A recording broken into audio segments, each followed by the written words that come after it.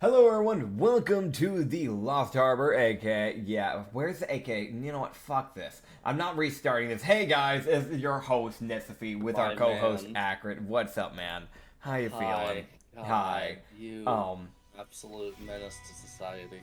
Menace to society, that's what they call me. We live in a society. Not anymore. That is true. In the last episode, Katsu killed, the majority of Sekiro. Zepik is currently missing, and Kibai's gone quiet. Nobody knows why. The fucking dark arc of fucking Katsu. The Brothel campaign becomes something that's not the Brothel campaign, because the fucking Apocalypse campaign. Oh, dude. But he's already seen one world die. What's a second? Yeah, what's a second? You know what? Katsu's gonna become the new god. Of what? Brothel. So he's gonna replace Yavina. Got it. Dude, the fucking final boss fight for Katsu.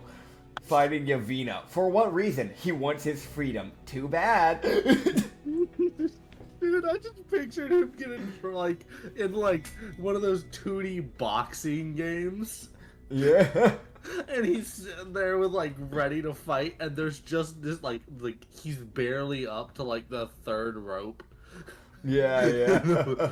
And then there's a liquid entity that he has to try and fight. And they say the final boss fight for Punch Out's hard. Get ready for this one. You can't hit it. What do you mean you can't hit it? I can't stress this enough, no. Motherfucker. You ain't hit it.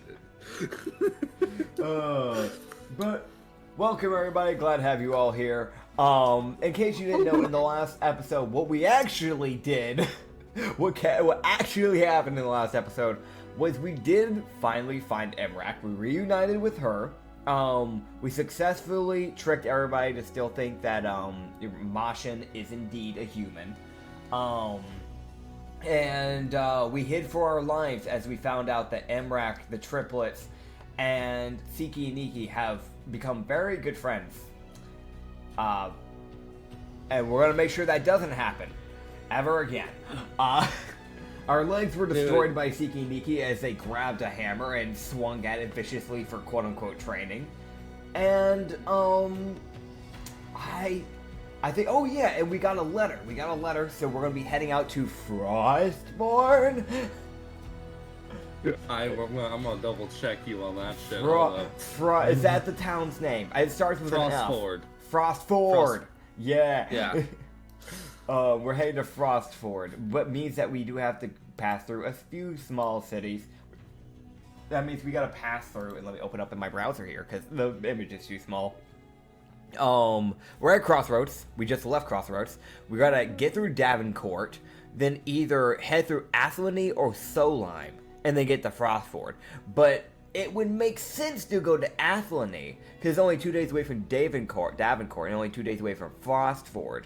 And it's supposed to be a day away from Frostford is where we're supposed to go, because there's supposed to be a noble near a river, and that's where the river's at, a day away from Frostford. If we went to Solheim, that means we'd have to go 3 days over to Solheim, and then from Solheim to Frostford would be 4 days, and then we'd have to go up a day, so it just makes no sense to do it like that.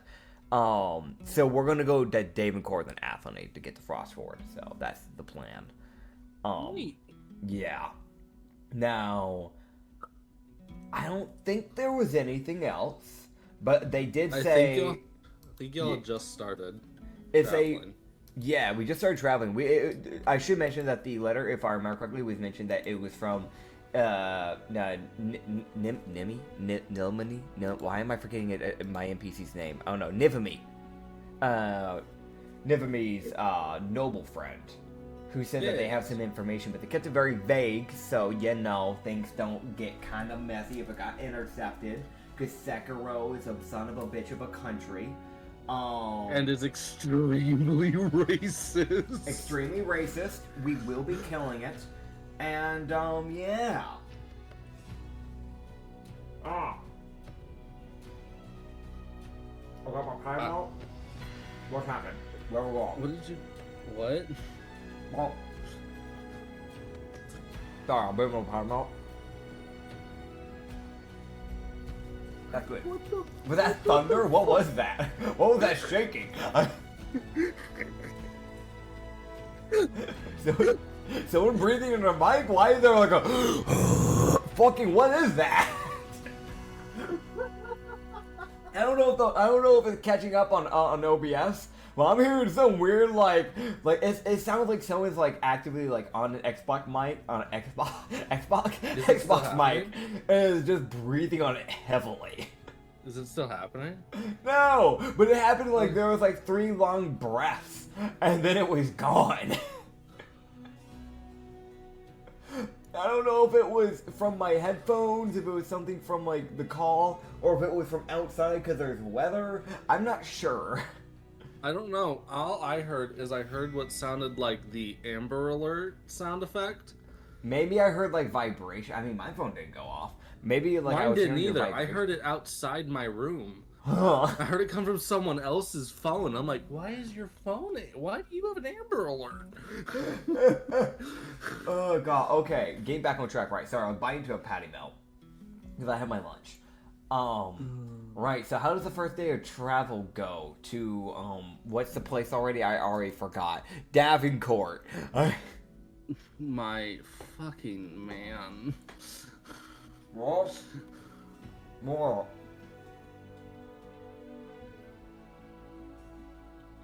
It's a good patty melt. It's got like mushrooms on it, Dijon sauce, Swiss cheese. Hell yeah.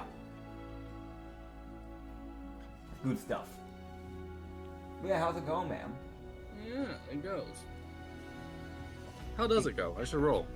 Yeah, how does it go? Okay. Got it. Cool.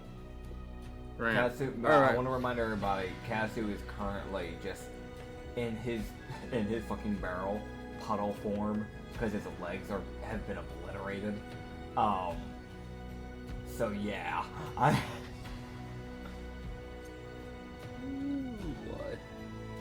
I cannot stress that enough. If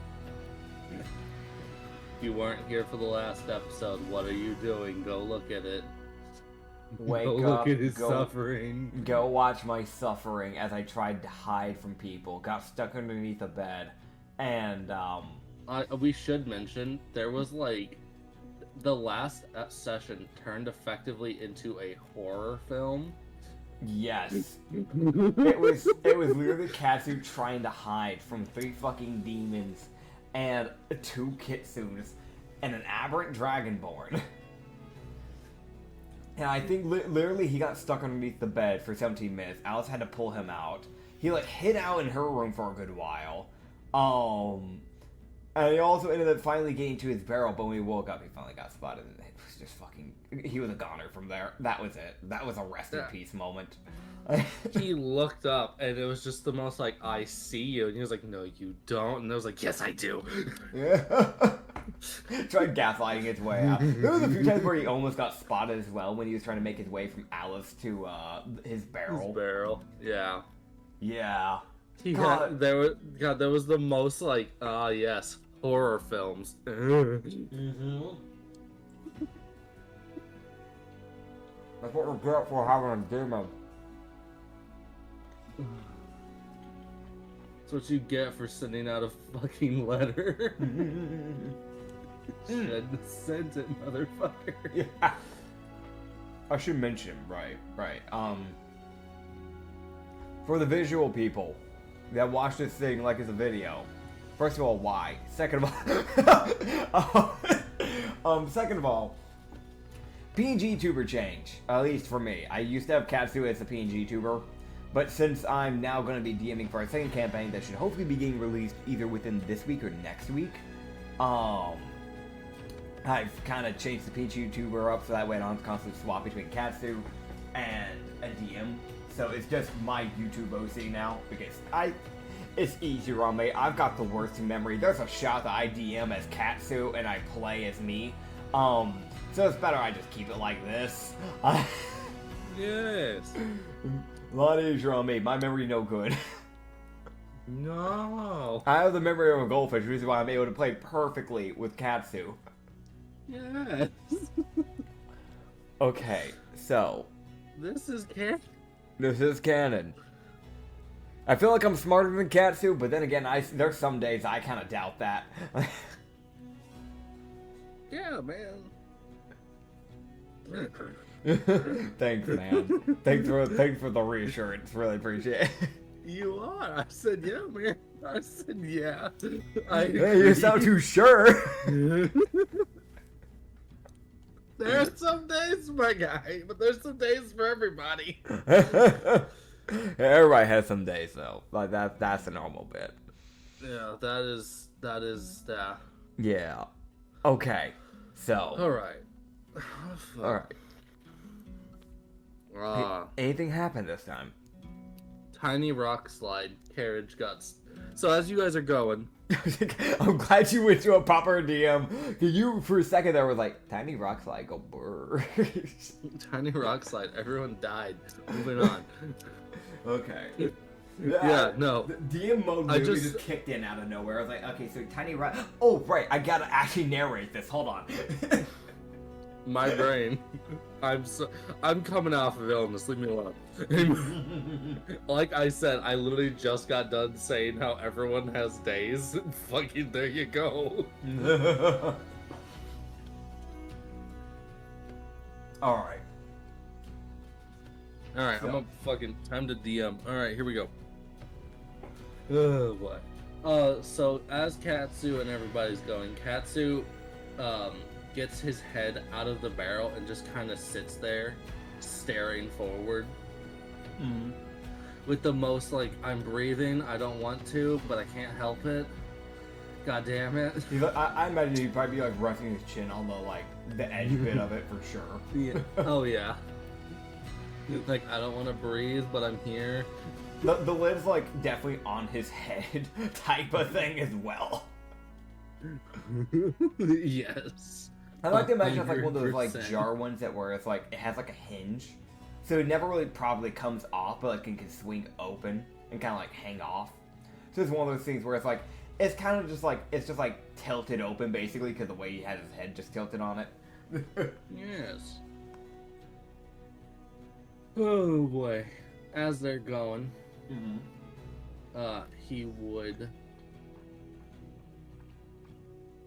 he can roll a disadvantage perception because tired.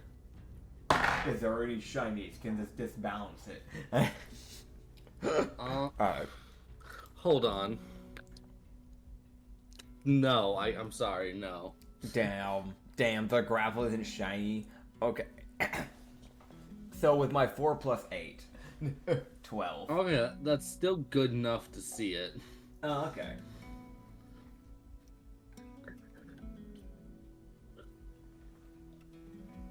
You guys would hear, Katsu's ears would hear this only because it is a kind of a higher pitched noise that occurs, which is why the fluffy folk are able to hear it at lower numbers. Yeah. He hears like a crackling and then a pop sound. Okay. And then he hears someone go, "Oh shit," as he looks forward and sees a bunch of rocks slide down onto the path. Ah, lovely. And Hazir stops the carriage with this like, I fucking who's the dog? Gah. Like, there's a chance someone's getting punched. Yeah, okay. So the gravel just kind of slid from underneath the caravan? So here's what, so up in front of y'all, there was a pop, there was a crack and a loud pop sound, and then there was a bunch of gravel that slid down in front of the carriages, and you also heard someone yell shit. So this is definitely somebody's fault. Gotcha. I feel like Katsu would kind of he does that slow turn around with his head looking around very slowly who did it? Who's the dog?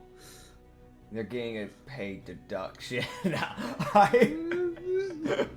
You don't even pay your people. Wait, roll a history check, Katsu. Okay.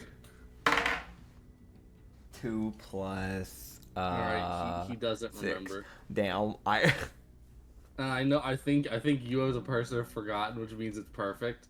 Great. Lovely.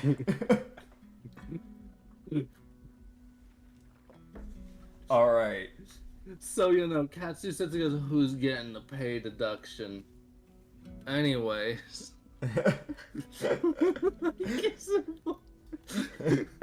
Look, he says that in a very joking manner, but it's not It's just fucking, I'm so fucking tired. Do I see who did it and what fully happened here? So you see that there was so what you see and what you're able to immediately ascertain, they were doing something with chemicals, something went wrong with the chemicals, and shit exploded. Okay. Was it someone in front of us? Yeah, it was someone who was up on like a small ridge, like a gravel ridge. Yeah. Who was probably trying to mind their own business and stay out of the way. Yeah. However, explosions do things called pushing things. No. Stop. Yes, they kind of fucked up. Yeah, gotcha. Yeah, so they'll probably try and help y'all as best they can. Probably. So what's the state of the caravans, dude? Do we just need to get, like, unstuck, basically? So, the thing is, luckily, the carriages weren't next to the rock slide. It happened in front. So y'all just can't progress. Oh my god. Okay. So... It's like the Mud Wizard, but less annoying. Okay. So, I use Orba Dragonkind and summon a dragon. Nah. Alright, let's no, see I don't. Dragon I don't. So he sees this lady.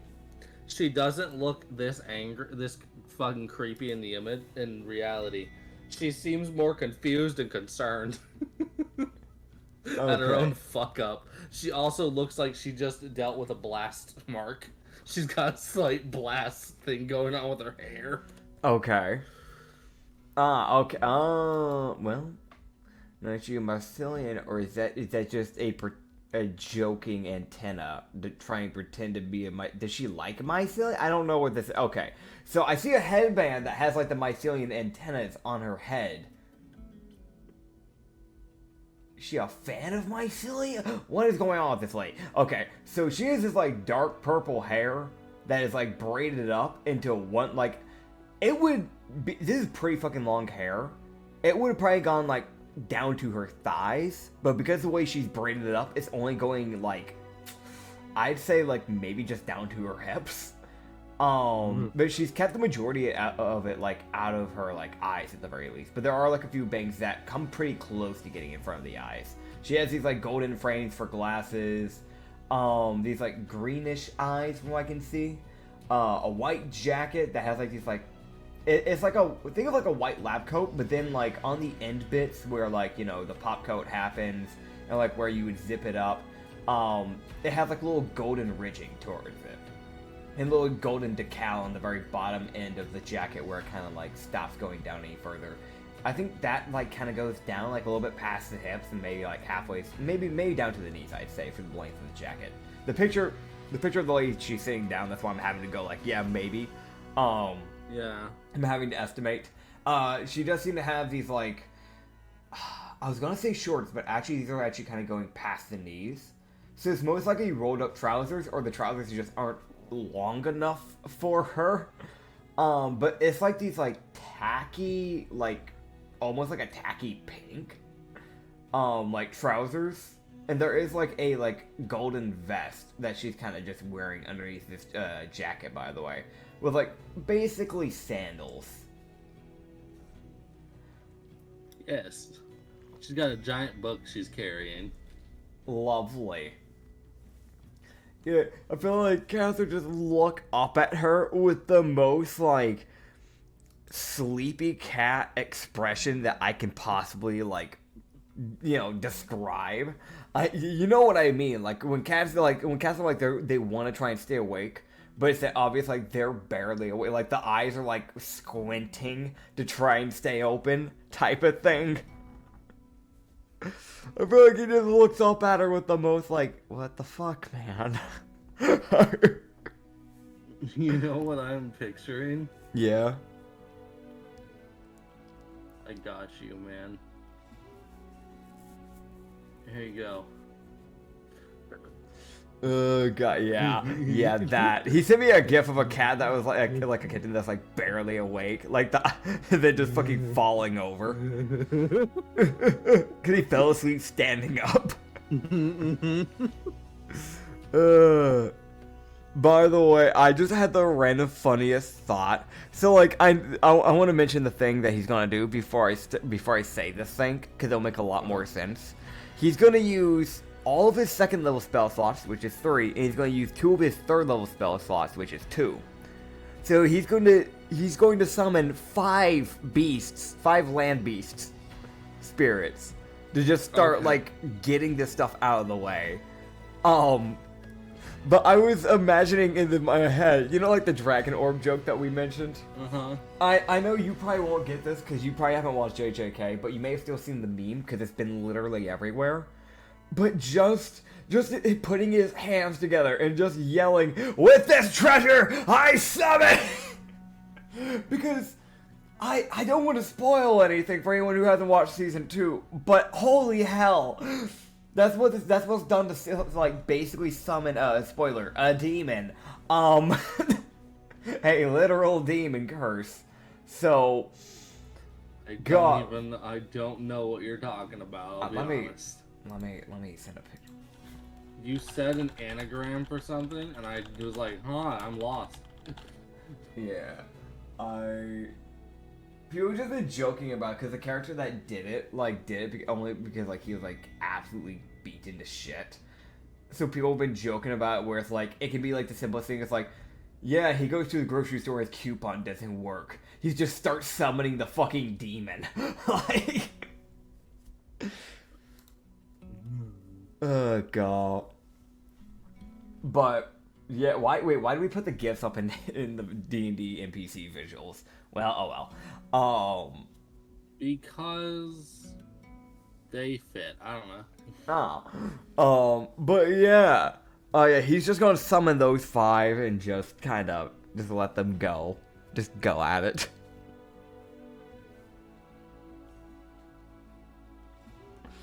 That's all of his 3rd and 4th level spell slots, or 3rd and 2nd level spell slots.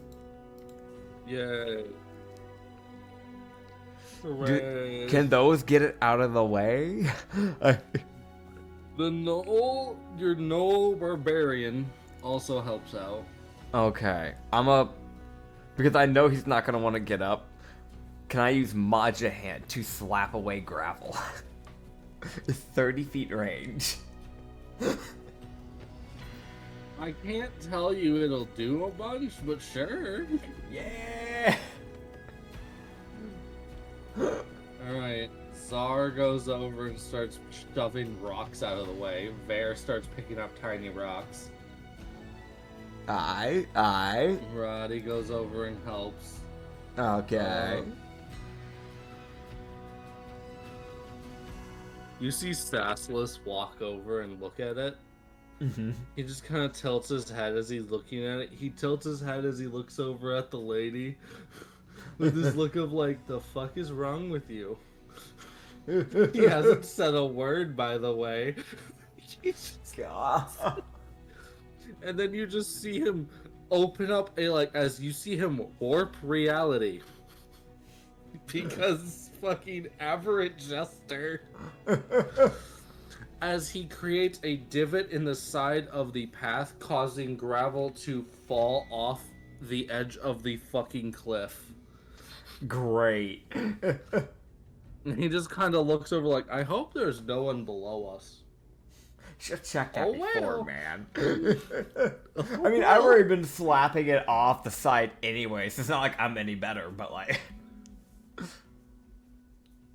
Yeah. Rock slide. Rock slide. Dude, the poor bastard that's like just minding his own business, just walking.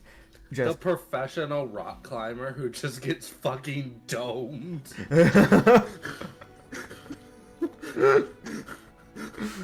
Dude, he doesn't come back. His like wife and kids are there like, when's he coming? It's a little late. He should be back by now. Oh, that's odd. Next day goes by. Where's Gerald at? Few days go by. Did he leave us? You're like 2 weeks later. The town's like, hey, we found a dead body. Is this your husband?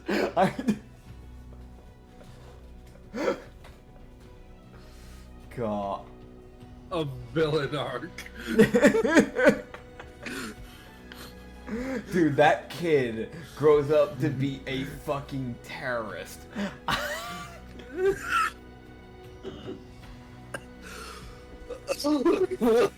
Dude, if there is a mountain or a cliff, that kid is leveling it. God forbid anyone be traveling at that current time on that path. No cliffs, only slopes. Only slope. If there's a cliff or if there's a slope, if there's a mountain, it's getting leveled. It will be flattened. Everything's getting to the level of the Underdark. I will carve out the fucking planets. Don't worry, it's gonna get worse, because the Underdark also has slopes and edges. Problem, that's gonna piss him off more. He's gonna level the Underdark. Dude, the whole country is a giant fucking crater because of this one kid. Man, that psychopathic earthbender, Jesus Christ. The one earthbender that went too far. Everybody talks about how it's like, metal bending. That's the true that's like the hardest form of like, you know, earth bending. The kid who said, oh yeah, what about fucking mountain bending? What do you mean? What the? I would love to have seen some motherfucker go, fuck you in particular. Take a mountain.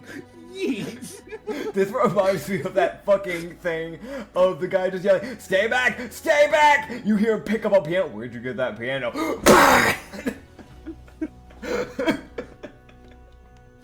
Except it's just, stay back, stay back! Where'd you get that mountain?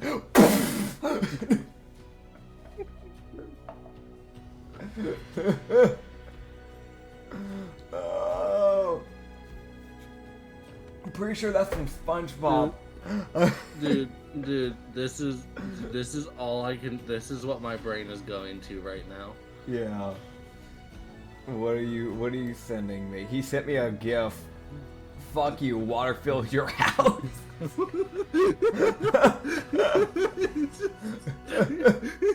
I don't even know what game that's from that's playing in the background with that text. No, that's literally so they're placing water. Oh yeah, but just... oh, is that that zoo game from like 2007? No, that's Factorio. Oh. What are all those fucking things that are running around? There's like fucking Skittles. There's blue ones and green ones and shit. Those are bugs. Oh, is that normal? Is that a good thing or a bad? I've never played Factorio. They're mutant thing. It's a modded mutant version. So each of them have different resistances. Oh, you should make that in D&D. I'm going to punch you in your teeth. Wow, I was just throwing out an idea. The fucking artificer's worst nightmare: bugs. That sets it on fire. It's a red bug. It's immune to fire. Dude, the Thrycrane getting discriminated against specifically by artificers, just standing there in the most offended, like, I'm not like the I'm not one of the. You go fuck yourself, you racist asshole. You're green! Oh, so you're one of those poison ones! I'm a fucking person. I'm not a mutant, you piece of shit. God. Okay, I make the Thrycreen race better. Okay, getting back on track, right? Getting back on track. Oh. Yeah, no, y'all clear the path. Yeah, we clear it. We clear it real good. The fucking lady apologizes for exploding the path and says next time I'll do it, I'll explode something slightly further away from the path. I mean, Katsu tries to respond, but it's just utter gibberish. It is like it's like he goes to say something. What she hears.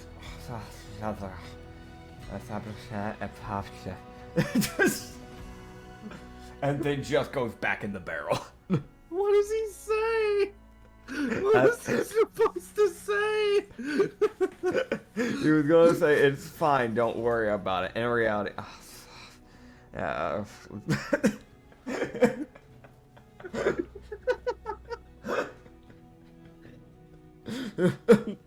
Fucking mumbo jumbo motherfucker. Oh god. The question is like, what language was he trying to speak? Fuck if I know. Fuck if he knows. What language? What you mean?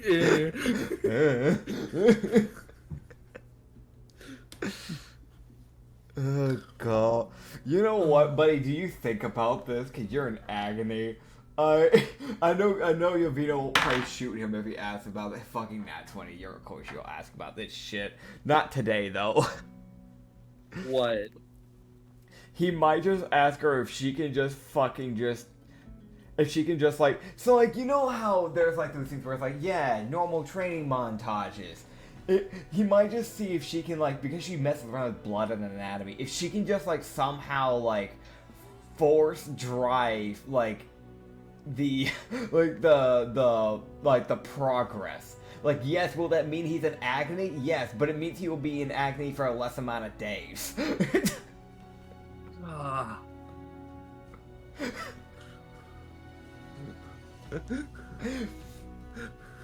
God, he just fucking bulks up within like 2 days. It's like, how did you haven't done anything? I don't. Listen, I made a deal with the devil. By the way, that was the first day. Y'all didn't get 5 hours out of town before some shit went wrong. Great. At least we're away. At least after the first day, we're technically away from like the crossroads area, which means we're like more into like the proper, I guess, like normal traveling spots. Though Sekiro is mountainous, so we'll still technically have those type of problems. Yes, but now you can't just shove it off a cliff. Yeah. Oh boy. God.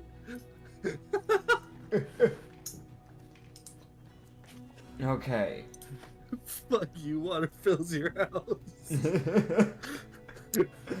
I'll have to send you the video that's from. Yeah. It's a really, I don't know, although I don't know, it's kind of a fast-paced video. Mm-hmm. But I find it fucking hilarious. And at one point, they just go, "Fuck you, water fills your house," and they just start placing Waterville, and they just fucking create a continent. Just they make their own continent. It's just fucking funny. Oh god, I love that. Okay, but let's try and get on track. Are you sure about that? Yeah. At least I know I won't be getting bullied by the kitsunes just yet, because they literally beat me up the previous day. So, actually, not even the previous day. That day, literally. That morning. Yeah, that morning. So I know I'm safe at least for the next day of travel. Yes. I fear. However. Yeah. Yeah. What? However, what? I don't know yet. However, gets shot in the leg. However, has his leg amputated. Dude, I imagine it's one of those. This is gonna be one of those days for Katsu, where it's like he gets out of the barrel one time, and it's only to eat, and then he goes back in the barrel. So it's like if someone wants to get a hold of him today, they have that one opportunity. Anyone have anything to say? Okay. Like he, right. I imagine he like slithers himself out of that fucking barrel, like the most. So he walks out. He walks up. He starts getting his food at the end of the day. Yeah. Days kind of thing. As he would see one of his bouncers walk up. Okay. It is. Who is it? It is Vezem, the new driver. Okay. As he goes, Katsu, I've got a problem. Oh? What is it? We have a straggler. A straggler. Not really. Well, that's the wrong word. More of a stowaway who's not supposed to be here. Do they know we know? I don't know, but they're on my carriage. Alright, and he just grabs his halberd and just goes, alright. They're hanging out on the back of the, basically where y'all store things on the back of the carriages. Yeah. They're stowed away there. He's pretty sure I'm pretty sure they won't be a threat, but figured I'd let you know since you're the one who owns this thing. Yeah. Kind of more of your problem. Yeah, I'll go deal with that. You make sure the dancers aren't going to be near.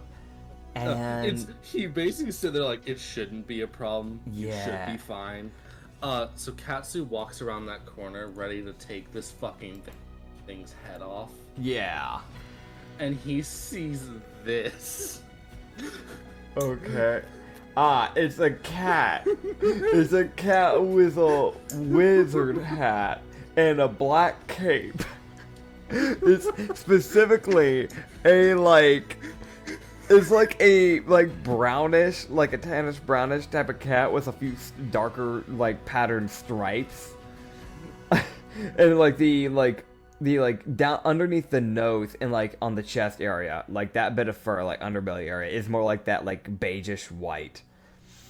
Yeah.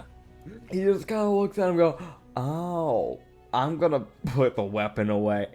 Oh, hey buddy. He's like a little inscribing on the cloak of this little dude. Okay. Is this little quote. Uh-huh. That he sees. Now, I will, if fucking Discord would stop fighting me, that would be grand. Discord's having a moment, as it always does. You got this. There you go, I've updated the quote. I am your dream. I am your nightmare. I am fear. He would just go, hey buddy. And he's gonna say this in Sylvan. Can you speak?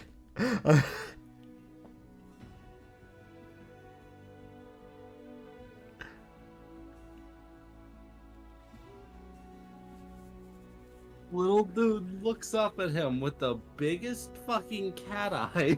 Uh-huh. And he just hears it meows at him. And he hears, yes. Hey, so, I don't know. You're not supposed to be here. Why not? Well, you probably have a home, right? No. Oh. Well, then you can stay. Okay. He just goes back to curling up behind a crate. Oh god. Here, just go back over to Hazir. We have a pet. What? Okay. Yeah. Yeah, he's with us now, I guess. Honestly, I figured that maybe he had a home because he's got a cape and a hat. Normally a kid does that. Some horrible monstrous kid will do that to a pet when they don't deserve it. Or just a really horrible, like, human being sometimes. Sometimes they'll put shit on animals that they shouldn't be putting on them. No, that little guy just likes his little hat, I guess. He can speak Sylvan, so that's something. Okay, that's not a normal cat. No, it's not. I'm just gonna let him be. I don't want to be polymorphed into a plasmoid or something, so I'd rather not risk that. Nikki, go investigate the cat. Nikki? Since Nikki, because she probably won't get polymorphed. Here, just go. I probably want someone that actually knows Arcana has here. I'm just throwing it out there. Oh, I thought like I could not to be that guy. Farah. Yeah. Wait, does Farah know magic? Oh no, does she? Oh no. Did you finally put her image in the thing? You did. Miva might know. She's a celestial. This poor cherubim is just like, let me have my life. I feel like he's gonna go over to Miva and just kind of go, "Hey Miva, how are you?" I'm alive. That's good. That's the benchmark for her right now. I'm alive. Are you feeling okay? Yeah, I think. Okay, good. I'm sorry I don't talk to you enough. I really should talk to you more. Are you enjoying the, hanging out with the crew and everything? It's interesting. Hey, at least that's something. Right. Do you want to go with... her head around the corner. Hey, Farah, I was about to mention you. Do you two want to go check on this cat? Apparently it knows Sylvan, and it has... I just need some Arcana checks and stuff done for them, because I don't... Something's off with that cat. Alright. Okay. Alright. And they both walk around and hang out with the cat to figure out what's up with it. Alright. Sure. They will report to you tomorrow. Great. Katsu just look back over to Hazir. I'm gonna grab my food. I'm passing out. Alright. We've got it handled today. Hey Hazir, I got a question. I likely have an answer. Do you know how to boost training? So I can escape the clutches of Siki and Nikki by chance. Not that I'm not he said before he said their name, he definitely looks around like Siki and Nikki.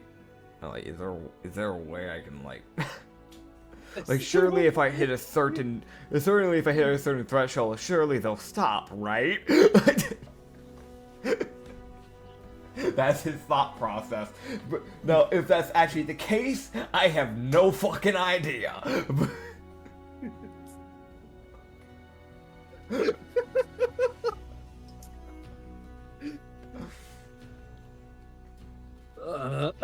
I mean, hell, at least, even if they don't stop, if I can get my strength to a certain percentage, there's no way they can work me to the point where they are doing now, because I'll be too good at it. Is there a way you know how to boost it? Out of any of the people I can imagine that would know how to do shit like this, it would probably be a monk like you. Okay, so, is there any way he can help, or is it literally just a not really? You're trying to just do it the best you can, man. Yeah, it's the most he's not asking for help. It's just the most do you know how to cheat? Do you know how to boost my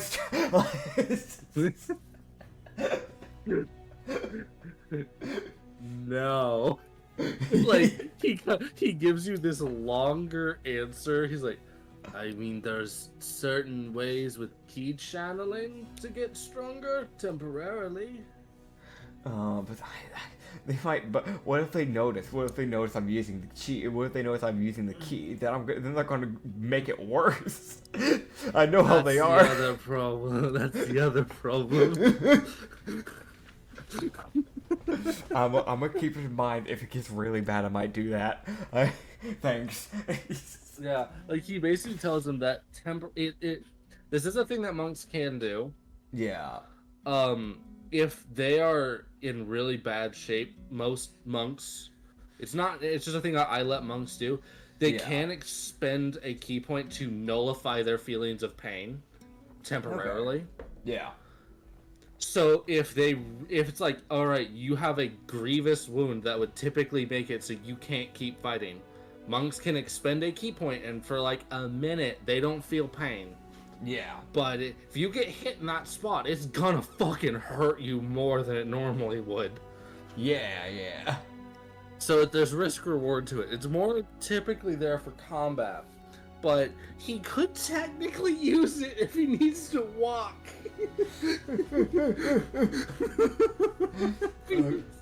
Oh shit! I didn't even think about. I should have rolled. Can I roll perception to make sure they weren't fucking listening? Because I didn't even think about this. I don't know where they're at. Yeah, because you looked around, kind of. Yeah, if I may. Yeah, sure. It doesn't fucking matter. 2 + 8. Yeah, no, he really just kind of flicked his head around. Like, yeah, Niki and Siki, those fuckers. Yeah. They weren't beside him. He knew that much. He's missed more obvious. Oh god. Because if we all think back real quick, he really, really did miss Lenny, who was standing next to him for 5 hours. Yeah.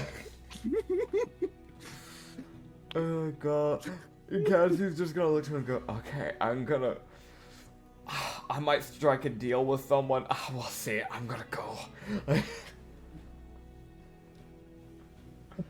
He goes to bed. Yeah. Fuck today, give me a new one. Yeah. He's gonna hold off on meditating to Yavina for now. He meditated to her the day before anyway, so it's like, it's not in too much of a rush, and it's that thing of like, okay, I'ma just wait now. Maybe the leg thing won't be that bad. Maybe it'll be fine. How big is this barrel of copium that he is currently ingesting? This is pretty bad. Because from what I understand, every training session's getting harsher on him. So it really would just be the most. Maybe it'll be fine. Maybe they won't care. But the thing is, right, is that day 2 is going to be a bitch. Yeah, it's that thing of like, that's gonna be the determining day of, does he go to Yavina? Because even if Yavina can do something and like quote unquote boost him or whatever, there's always some type of fuckery going on with Yavina. And I don't know what that fuckery will be. I don't know if she'll mess with his body. I don't know if there will be a repercussion. I don't know what it'll be. He's shorter now. God, she just compacts him. He's now 2 feet tall. God, he does not need that. I do not need to be shorter than Altu.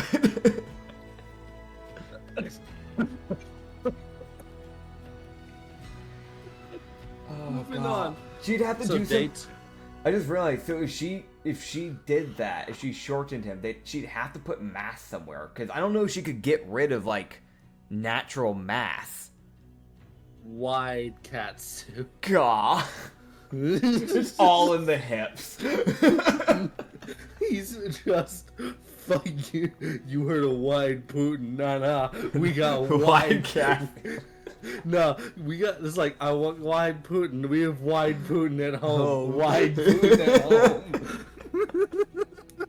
fucking wide Katsu.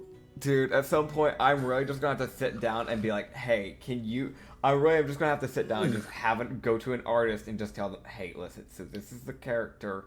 There's been some changes.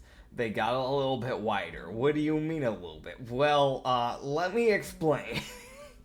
So what you could do, right, is in OBS just widen. Wait, so if I went to the Katsu ref right now and I really just like... Well, okay, well, hold on, no, wait. People are gonna watch me absolutely just fuck around with the image real quick in OBS. If I went to this, right, and then I went and you grab transform. the character, and then you grab it and you just expand one side. Stretch the screen.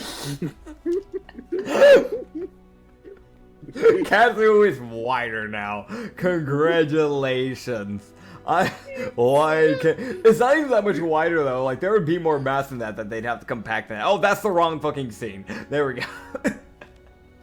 What the fuck scene?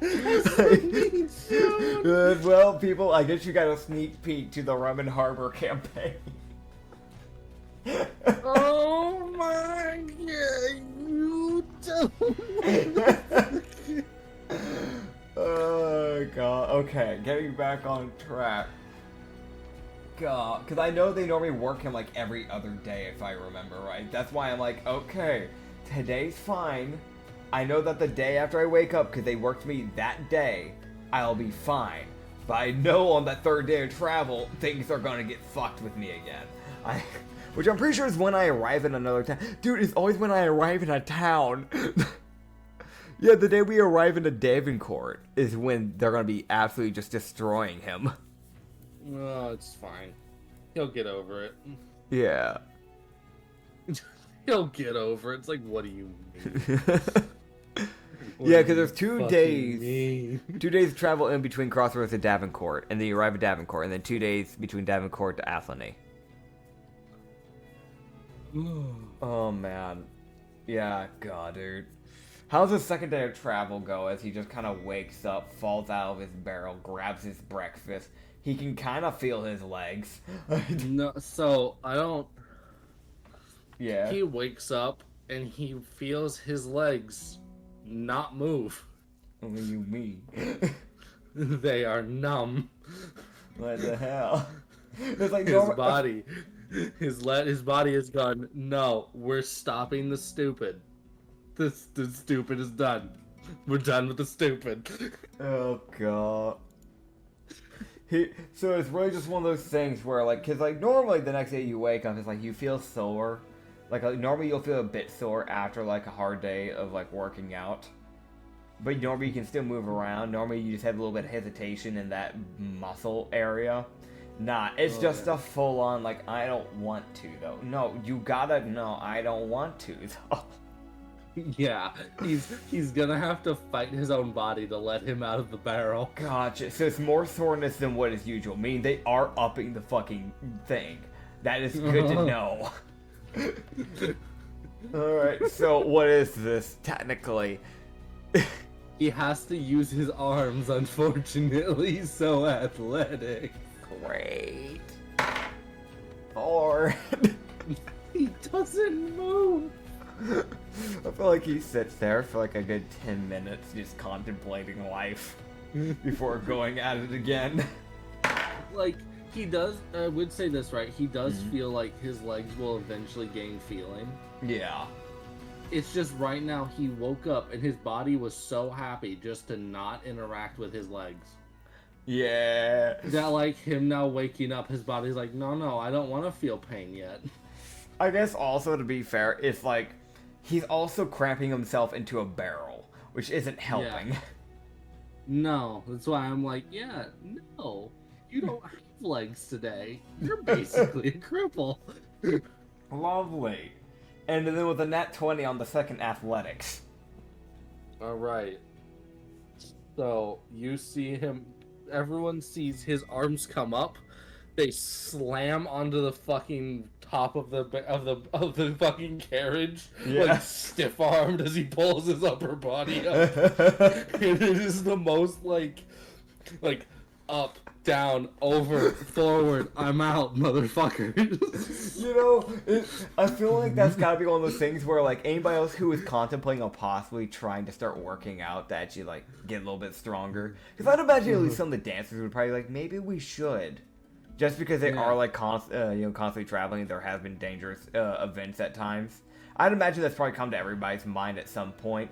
I'd like to imagine there was someone that was contemplating working with them, seeing that, and then just going, you know, I think I'm good. I think I'm good. Yeah.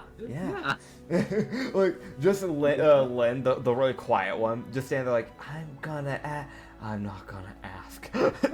Yeah, because so the way I'm picturing it, right, and the best way I can is his arms go up, they go down, they lift his body slightly up. He, like, folds his body forward as he puts his arms straight back and slams onto the fucking top of the barrel, on top of the carriage, and then just launches himself forward like a fucking serpent onto the fucking carriage. How are you contemplating the possible meditation? Because that's not a good way to start the fucking day. Not yet, but it's that thing like, it's close to the DC. It's very like, maybe, no, it's not worth it. Yeah, like, he got his legs moving, like his legs kind of jostled around as he pulled himself out of the barrel. God. And then he feels his whole lower body go TV static mode. Of, like, blood returning to his legs. God. I feel like he's definitely just like in the background. They're like, you know, why? What have I done to forsake you?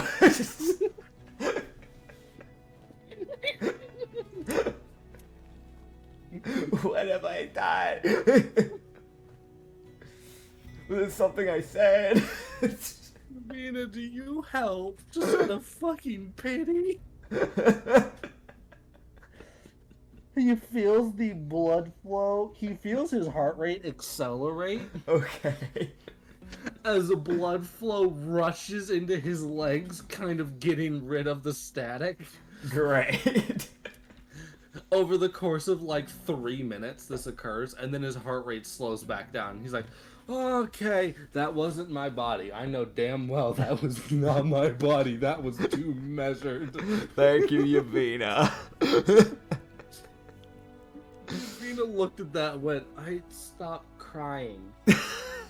Hey, moving on. I want to mention, I haven't seen many of her other favored, but the two favorites I know about is Mirio and Katsu, and I want to mention how much of a difference these two fucking people are.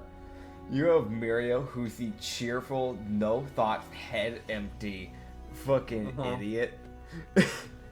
And then you have Katsu, who is just constantly in distress.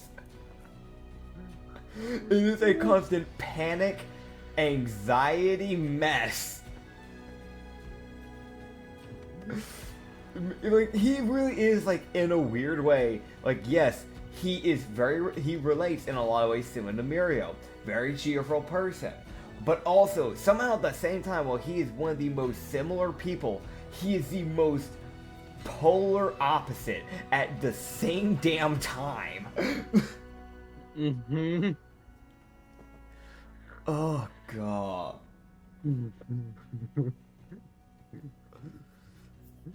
I fucking love that.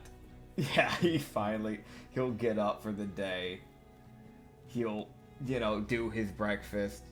I feel like eventually he's gonna head over to Miva and Farah and kind of see if they have any answers on the cat. Yeah. Oh my god, that is just... Oh, that's funny. Yeah. It's just a fucking dude. I just can't get over the fucking... It's the most inhuman way to get out of a barrel, but goddamn it, he made it work. Yup. Oh, God. Yeah, he's just gonna like go over to their area, I guess, just kind of knock on it. Yeah. Just like, hey, you got anything about that cat? Doesn't even wait for the door to be opened. Farah answers through the door. Oh, okay. She just answers, she's like, yeah.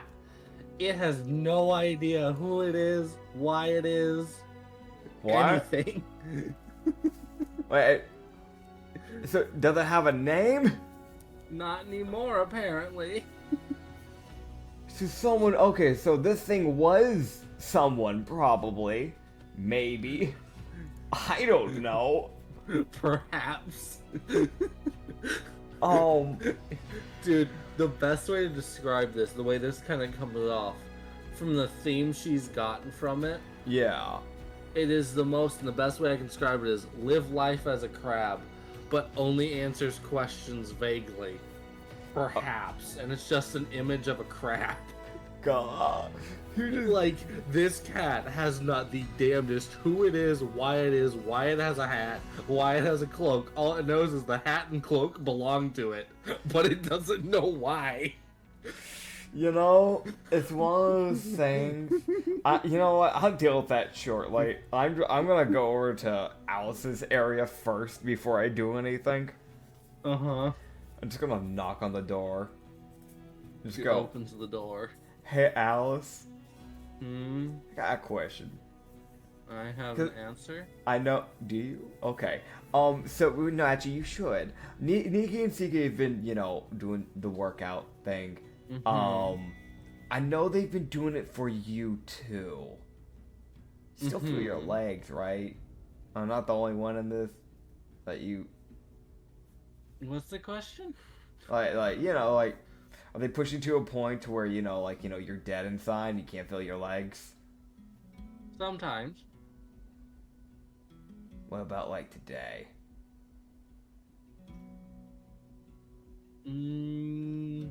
It took me a while longer to get out of bed, but I was able to get out. Okay. Gotcha. Thank you for the answer. I appreciate it.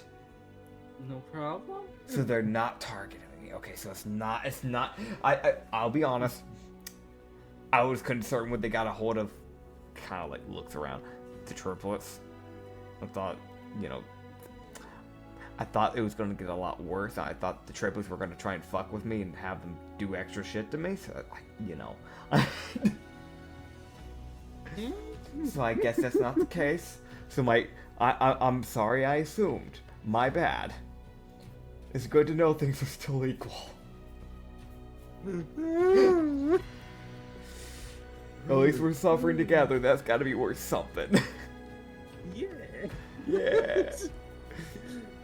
Alright, I'm gonna stop bothering you. I bothered you yesterday already enough. It's fine. I thought it was fun.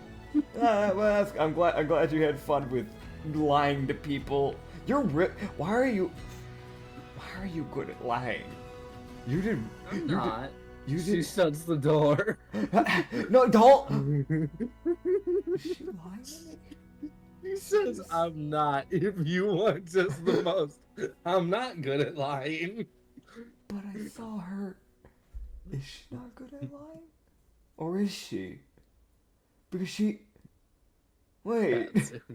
Katsu doesn't roll insight. He just sits there with the most nah, couldn't be, wait. No. Maybe I assume things wrong. She's too friendly for that. Yeah, no, she's too sweet to do that. She would never lie to me. Right. Yeah, no, she wouldn't lie. Yeah. Dude, I'm silly. I can't believe I believed that. I guess she just got really lucky, or the triplets just really bad at insight. Or am I just bad at insight? Or am I? No, that doesn't come to his mind. He's sold on this. He's sold. She just says, "I'm not gonna lie," and shuts the door. I will mention she could probably hear him muttering all this. 100%. She's probably listening. She wouldn't. No, she wouldn't do that. No, she wouldn't. Didn't? Would she? No, she wouldn't. I don't. Yeah, no. I'm just a horrible human being. Mara sticks her head out are you done? Farah sticks her head out. You see the fucking pumpkin stick its head out. Like, are you fucking done yet? Sorry, my bad. Oh god. You pissed off the pumpkin. You really fucked up. Sorry, for our question, did your pumpkin eat anything? Does it need to eat? It's a demon, right? So does it... Don't worry about it. He looks over at the pumpkin. The pumpkin stares at him, smiling. Insight check. I incite that, but I don't incite being liked. 20. 30, 20. The pumpkin's just smiling menacingly. Oh god, She's like, don't worry about what it needs to eat. Alright. And then there's the little ghost that sticks its head through the wall as it's got its little devil horns.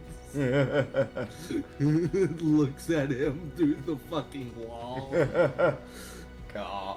You just go, you know, I thought we already had enough demons. We already had, like, the triplets. I hadn't even seen the Marble Devil come back. I don't even know if she's still alive. She was connected to the Archdevil. Now we got these two little guys. I mean, as long as they're not harming any innocent people, that's all that matters, Farah. Just... Yeah. Innocent. She just shuts the door. He like goes to raise his hand up like, no, wait, hold up. Okay. She prefaces, innocent people. Got it. That's the limit. She goes back into her room. The most like, she's like, yeah, innocent. Got it. That's the, all right. I'm gonna, before we start traveling, I'm gonna go check up on that cat. And, I know I'm a ranger, but I still have magic because I am a Fey Wanderer. That's gotta be worth something. That's some fucking weird-ass magic. Let's be real. Fey magic is some of the weirdest shit. So I feel like I actually have a shot. If there is anything fucking weird. They're like, there really is just a shot. This is just a cat that got a cape and a hat somehow. Like, there really is just a shot. But there's also a shot this is a polymorph motherfucker. Who got amnesia. Yeah. I mean, worst scenario that we're traveling, maybe he gets his memory back if it is one. I don't know. This really could just be a cat. It's just being proposed like it's an amnesiac. There's just so many options. Yeah, that 20. There is magic. He and also as he rounds the corner, he sees the little guy sitting there with a little bit of produced flame in a little ball in front of him to keep him warm as he's sitting out the fucking just sitting there on the back of the carriage. So there was an active little fire floating next to this little cat.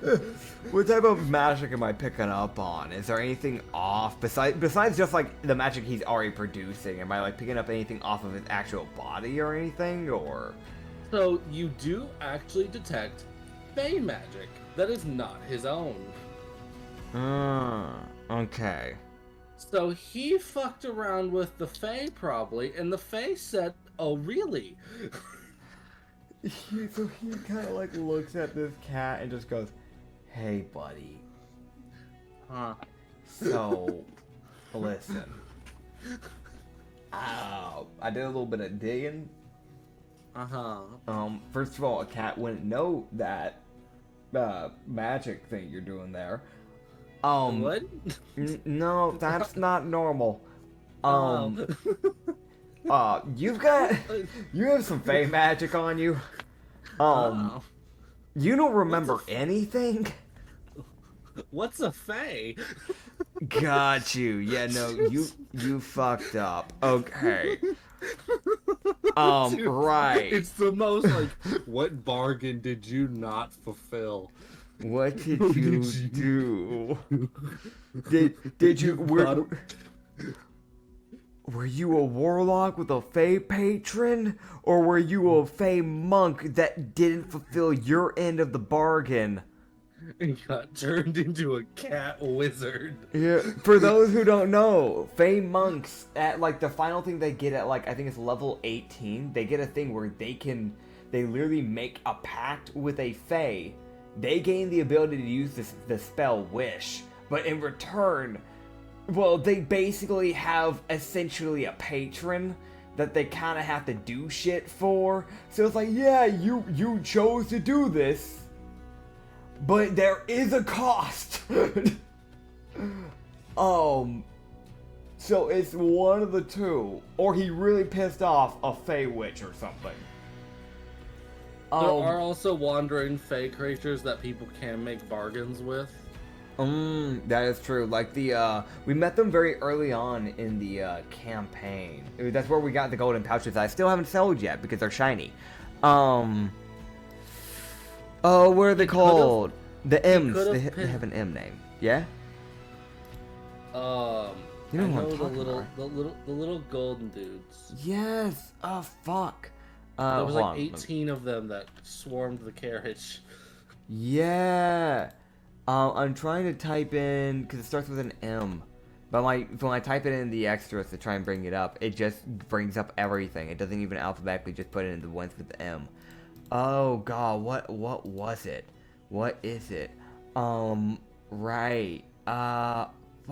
Why? I made that monster, like, I guess almost a year ago now, to be fair, so I'm trying to remember it. Oh, what is it? What is that monster called? A mule? No. Murras! Murras, yeah. There's a shot they pissed off a Murra and it cursed him. Okay, so he's just gonna look to him and go, alright, well, you were probably a humanoid, or you were a different animal, but that wouldn't explain why you're a wizard. What's a wizard? The thing you're doing now, you're a magic user. You're actively making a flame. Oh, that's me? The fire just kind of sits there next to him, like the fire's just sitting there. He's like, oh. Yeah, that's you. He bats at it. It doesn't burn him, so it's definitely his. Yeah. Okay, so we need to deal with this. What the fuck are you? Hey, I'm gonna be back. We're gonna try and figure out what we can do for you. We gotta get up on the road here. Okay. I'm gonna go talk with Nermi. She knows some stuff. Hey, Nermi. I'll sit here. Nermi. Quietest. I'll sit here. I mean, buddy, if you want, you can hang out in the barrel with me. It's really compact. I know cats like that. Hey, Nermi. Where you at, Nermi? Hey. Nermi. Approaches Nermi with a vendetta. Oh, not Nermi. Nivimi. Sorry. That's how it's written down, isn't it? Let me double check. No, it is Nermi. It's just I wrote it down as Nivimi for some reason in my notes. Brother. Oh my god, how did I fuck it up that bad? Okay, there we go.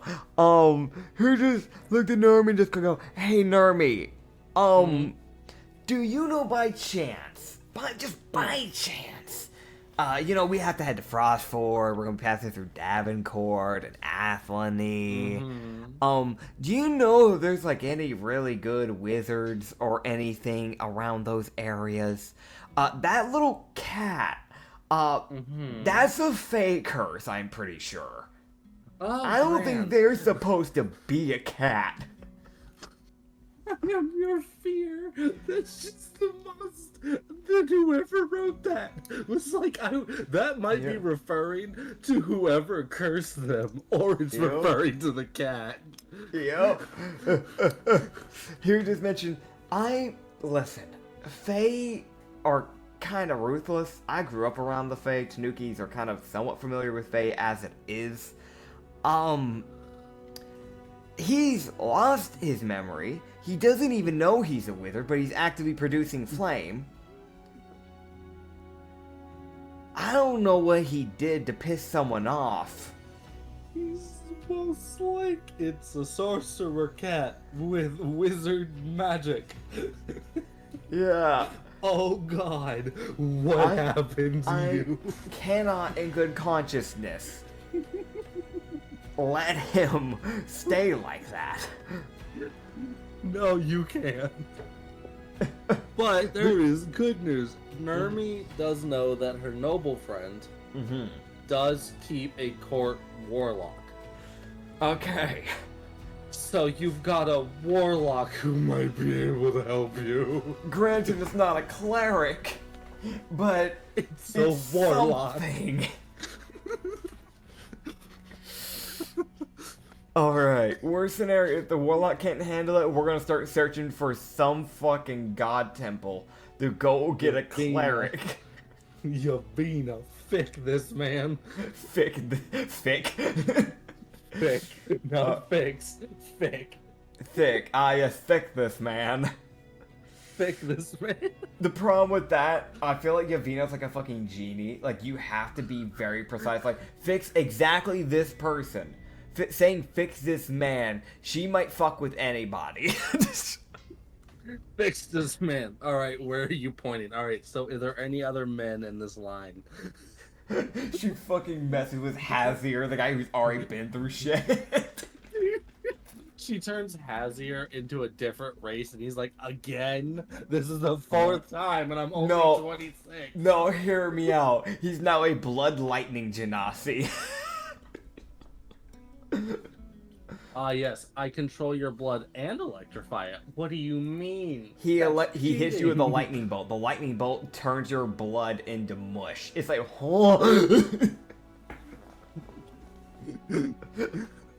dude, suddenly Archon and Yavina become best friends. No! Oh, sorry, Arkin. Yeah, Arkin.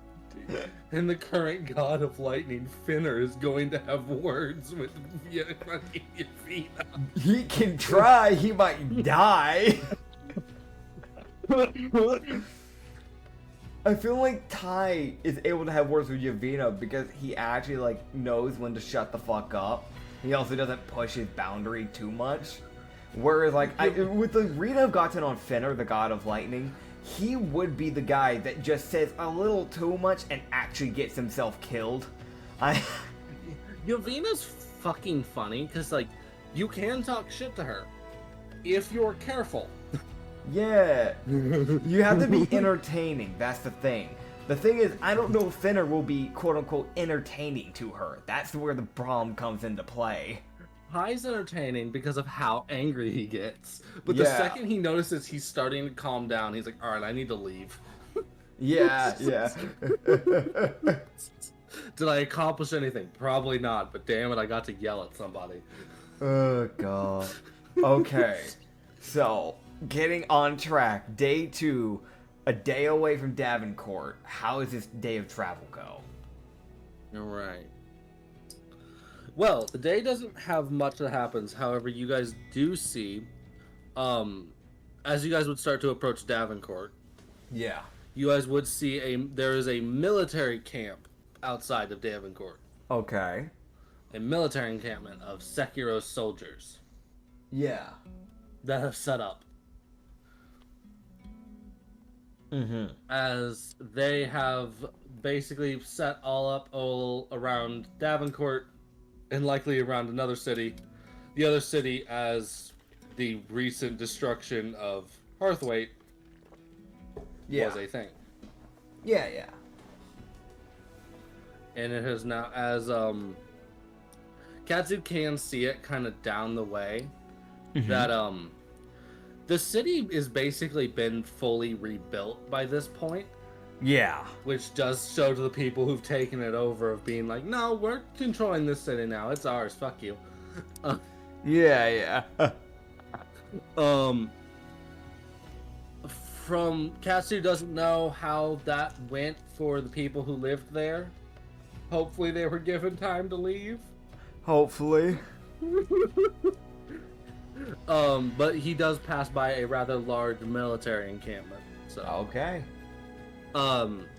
He's looking at the soldiers, and basically, from what he had on limited knowledge of military, he's seen what looks to be like some rather higher ranking officials, like official soldiers standing there. So he's like, oh, you guys aren't like, the run-of-the-mill grunts.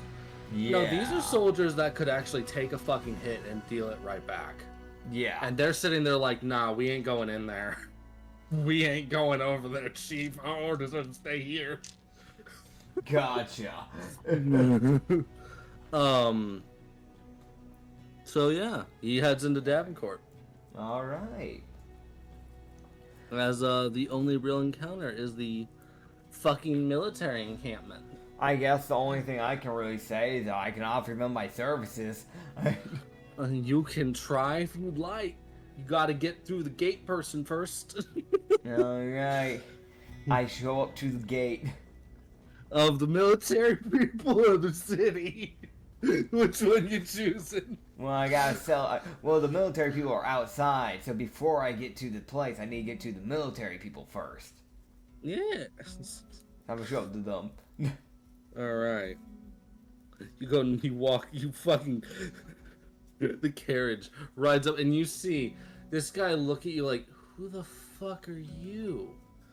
Why are there 3 carriages? We don't have a delivery from the Underdark. You look to him and go, hey. I gotta wave hello. over. Who are you? So, my name's Katsu. Pleasure to meet you.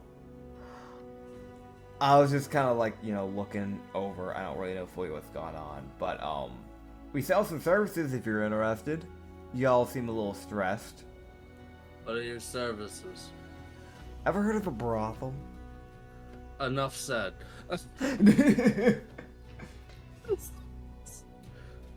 He says that, and he looks around like, God, I hope my superior officer didn't hear me say that. He goes, I will need a few others and myself to check the carriages, as with the current standing with other countries, you are coming from somewhere else. Yeah, we need to make sure that you're not carrying 15 bombs to blow up our encampment. Oh, yeah, no, that's completely fair. I don't think I would be the best to do that, but I understand your concern. Do you want the dancers to come out just so they, aren't in the way type of thing? And that would probably be for the best. Alright, Emra, can you get everybody out? Wee.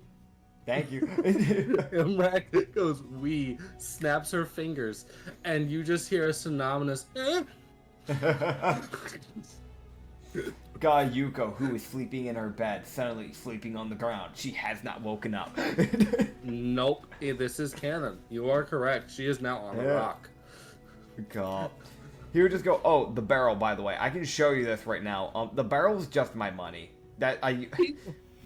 He steps up on the carriage, puts his arm up, pulls his head up, and looks down to the barrel, and he's like, yeah, no, that's just money. And yeah. It's just almost like, yeah, no, that's just money. That's why I was sitting in the barrel, to kind of like, that way goblins can't steal.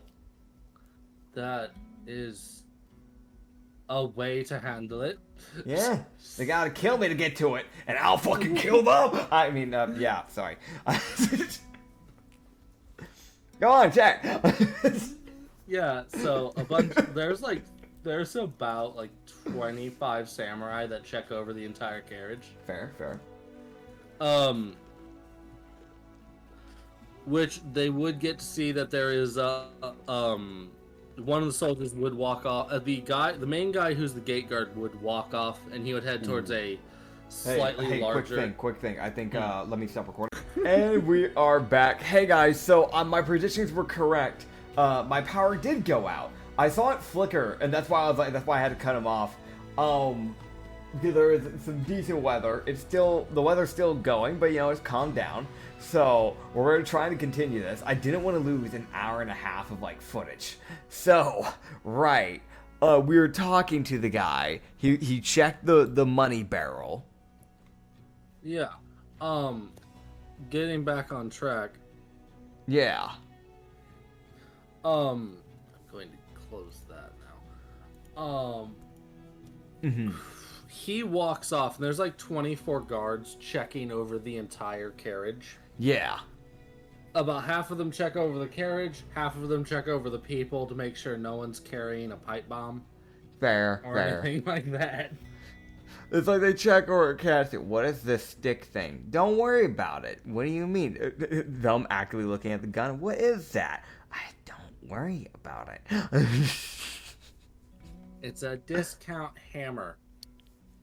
It's my. Think of it as my special bow staff. It's my little quarterstaff. Yeah, sure. You know what he says is, it's, I don't know if you've seen this, but it's like there's these boomerangs that are used to hunt rabbits that fly like perfectly straight, damn near. Yeah. He just says it's one of those. Yeah. It's almost like, but it's bigger than he is. It's for hunting people. Gotta protect ourselves somehow. I'm sure you can understand that. Yeah, that's fine. Everything's fine. Yeah. Guards check over everyone. They're okay. So let's see who is everyone. We get the full fucking lineup of Katsu's entire army of people. Fucking stands up against a bunch of soldiers. It's one of those things where, like, I'm not trying to get in a fight with the soldiers, but if they start getting racist towards my people, we may have one. I want to mention Hadler's standing there like, say some shit, I dare you. He's sitting there flicking cards in his hand like, I dare you, I could throw these into your throat faster than you can blink. And I should mention, he is standing like almost in front of Yuko as she's sleeping. Yeah. So there's that thing of wake her up and you die. Yep. This is a promise. Oh yeah. One of the soldiers looks at Yuko like, the fuck? That's a sleeping I'm not. Nope. One of them walks up to Sassless and questions why he basically questions, because Sassless, as far as I'm aware, he still doesn't have his clothing still basically the same. It's a little bit fixed up, if I remember correctly. Yeah, we got him fixed up, and we got his armor fixed up, if I remember right. Okay. Yeah. The main question they have is, why the bells on his horns? That's the question they ask, because that's not something they've ever seen. You've never seen a jester? No, they don't have... The common military don't really have jesters all that often. Yeah. And Sassless proceeds to warp a chair into reality and sit down. That's his explanation. Yep. Big soldier. Never mind. Just walks away. Yeah, so... thank you, National Weather Emergency. Lovely. Let's see, what does this one say? Can you shut up, sir? Sir, shush. My ears! My fucking ears! National warning, tornado in this area till 3 p.m. EST. Take shelter now in the basement or interior room. We're in an apartment, we don't have a basement. Yeah, no, all we can really do is just kind of sit here. That is honestly all we can do. Yeah, no, that's literally all I can do.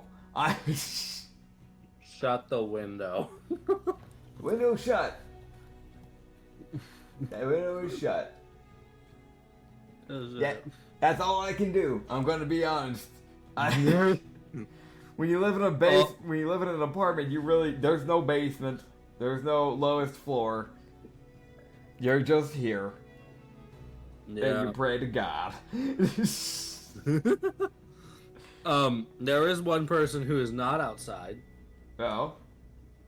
Sapphire. Okay.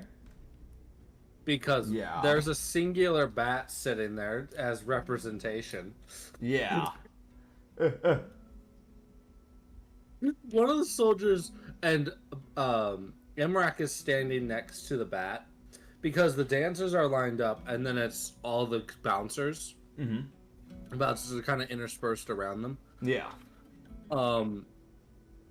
So Emrak is next to the singular bat, and one of the soldiers questions why there is a singular bat. Yeah. And Emrak says, well, it's standing in for the other 400. Yeah. And the vampire who controls them. The soldier goes, I'm fucking sorry. I don't get paid enough for that. I'm not dealing with it. They're just looking and go, oh, don't worry, she's friendly. She don't bite. Only if you ask for it. She don't bite much. You mean much. Yeah, so then you got Siki, Alice, Nikki, Gina, and Yuko, who are all standing next to her, and Czar is standing beside them like, insult them, I fucking dare you. Mm-hmm. Go for it. Try it. See how that goes for you. The Knoll would like you to try. Uh-huh. None of the soldiers say shit. There's 20 soldiers. There's 15 of us plus a cat. Also, the cat waddles up in the most, like, I know how to walk. It's almost bouncing from foot to foot as it's walking. Yep. Oh, God. Sure, there's a few people here that don't know how to fight. The thing is, a lot of these people out of the 14 do know how to fight. And most of them are really good at it. Uh-huh. You may have outnumbered, but we have something you don't have. Quality. If we're just gonna do a quick lineup of people who could take multiple people in a fight. Sapphire. Okay. Well, Myrtle. Sapphire doesn't count. Yeah. Sapphire doesn't count. That's cheating. Myrtle. Alright. Nikki. So we're Siki. Roddy probably could. Hadler. Sassilis. Katsu. Hazir. Siki. Manny. Mashin, Nermi, Vizem, Miva. I think Miva could probably take like 2 people. I'm gonna be honest. If I remember correctly, she's a bard. I don't know if she has the heart in her to actually do it, but I know she could. She's just probably she's too much of a pacifist. See, she wouldn't hurt a soul, but damn it, Farah sure as fuck will. I feel like Farah is that person because of the things she summons. It's like, yes, she herself can only handle 1 person at a time. But you see, the demons she has could probably handle 2 each. So in total, it's like, yeah, you're like a 5v3 technically, or technically. 5v1 yeah plus 2. What you mean plus 2? Yeah. Those are just her like main companions. You don't know what else she can summon. It's just the shit she keeps out constantly. I mean, technically speaking, Katsu, if it got really bad, Katsu really could 1v20, and I know how. Fucking Orb of Dragon. More than a 1v20, you fucking bitch. Yeah, suddenly it's a 2v20. It's like, wait, what do you mean? The dragon flying up. Oh shit. suddenly it's a 1v20v1 because the dragon's not an ally. It's angry. It doesn't want to be here.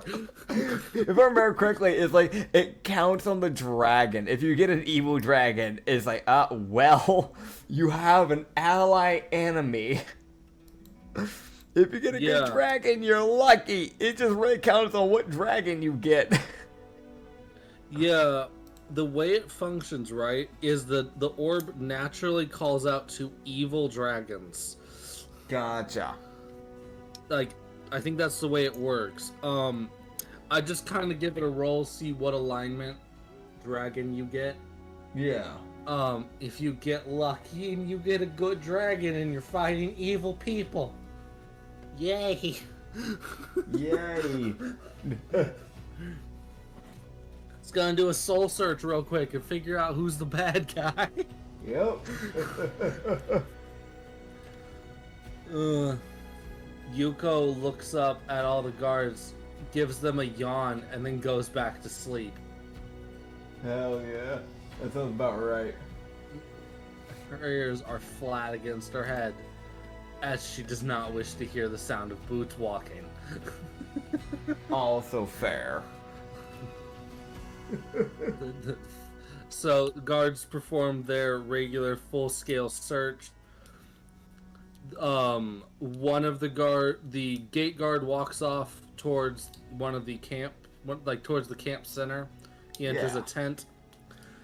He walks up towards, there's 2 soldiers guarding the tent. He walks up, waits a minute, and then goes inside. Yeah. Seeming to having to wait for clearance to go in. Goes in, he's in there for about 2 minutes, and he walks out and then gives you all the all clear that you guys can go slightly into the encampment a little bit. There's not exactly a bunch of room for this size of carriages because the encampment is used to wagons. That's the things they use to move around shit. So they can park up kind of towards the start, and then soldiers will have to come to y'all effectively. Okay. And he basically says, those are the orders from the general. I can't really change those. I'm fine with that.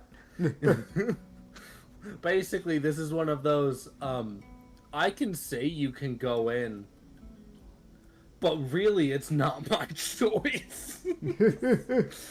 Gotcha. Yeah, so he had to go get words from the general to figure out what's up.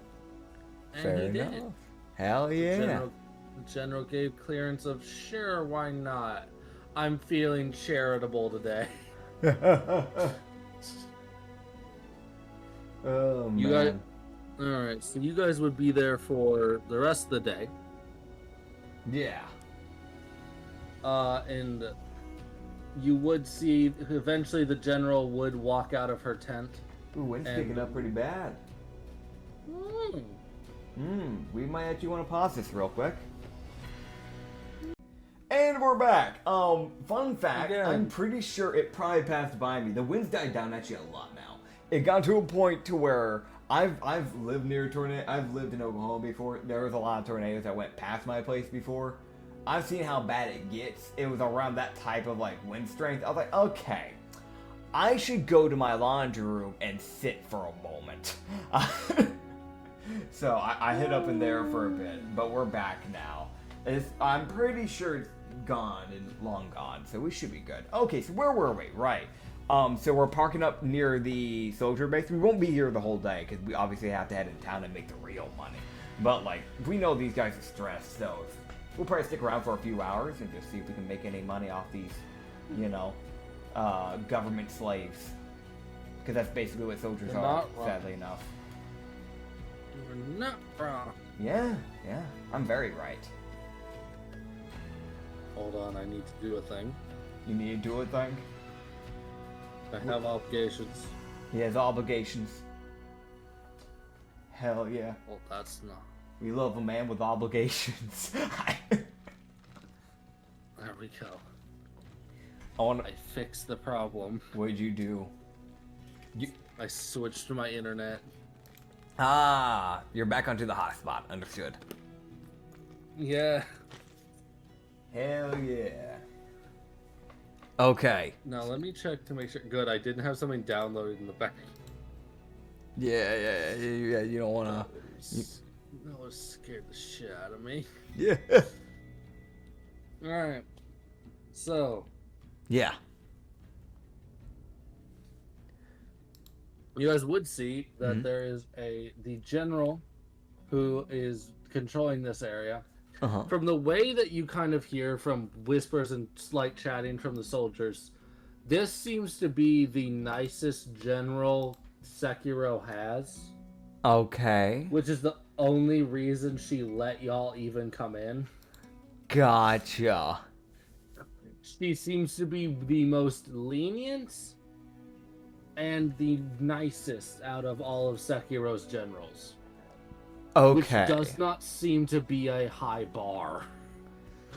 Yeah, probably not. But also, you would see who the general is. Okay. And you suddenly understand why she's probably fine with y'all's party. It's a half Minotaur. Yeah. So this half Minotaur, her right horn is like the normal Minotaur length.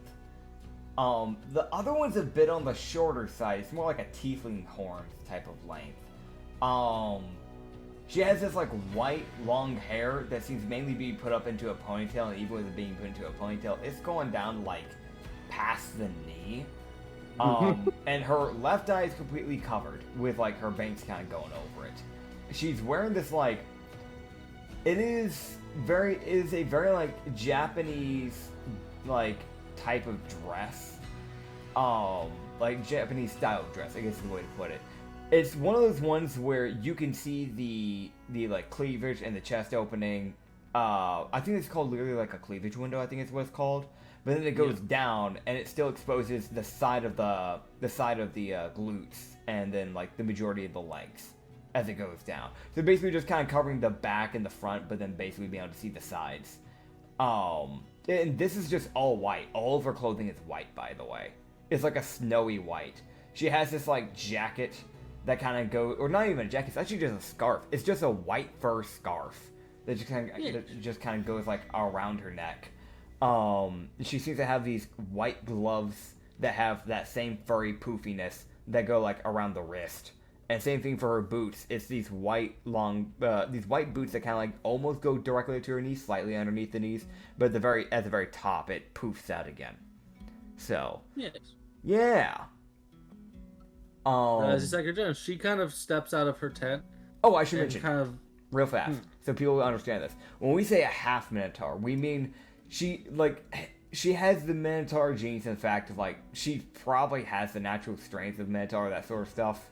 She also has the height of a Minotaur, but she looks human. Yeah. She has very much of a humanoid body and face and everything, but she has like the Minotaur horns.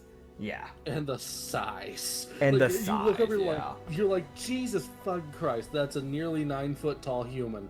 It should be mentioned, it is the thing of she is muscular, but she still very much has an hourglass.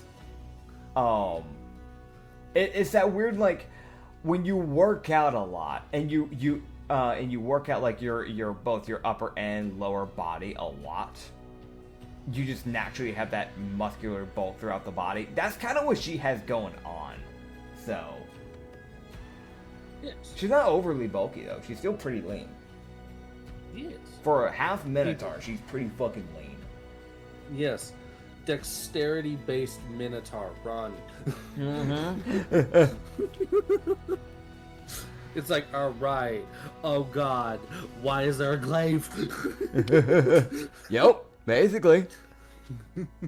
Yeah. Oh god. She steps out and does give she kind of watches over the group as she wants. She's never had anyone come to her campments, so she's kind of, probably not often though. It's like, it's a rare sight for a merchant to be like, fuck it, let's go to the military camp.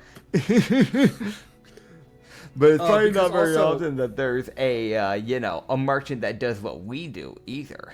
Yeah. Also, from what Katsu can gauge from hearing soldiers talk, she's probably the only general who it's safe to do that with.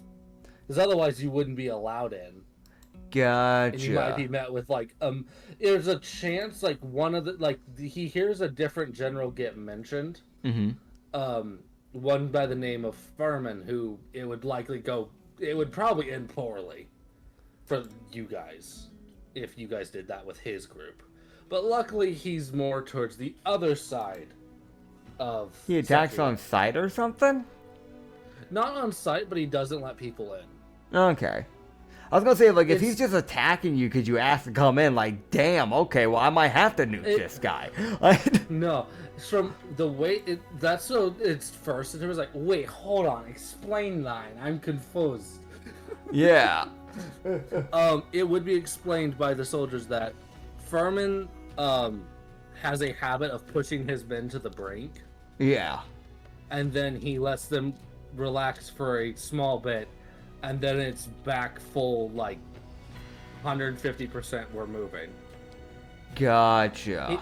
Because of he is a Goliath person, so he has the endurance to walk much further than most of his more human soldiers.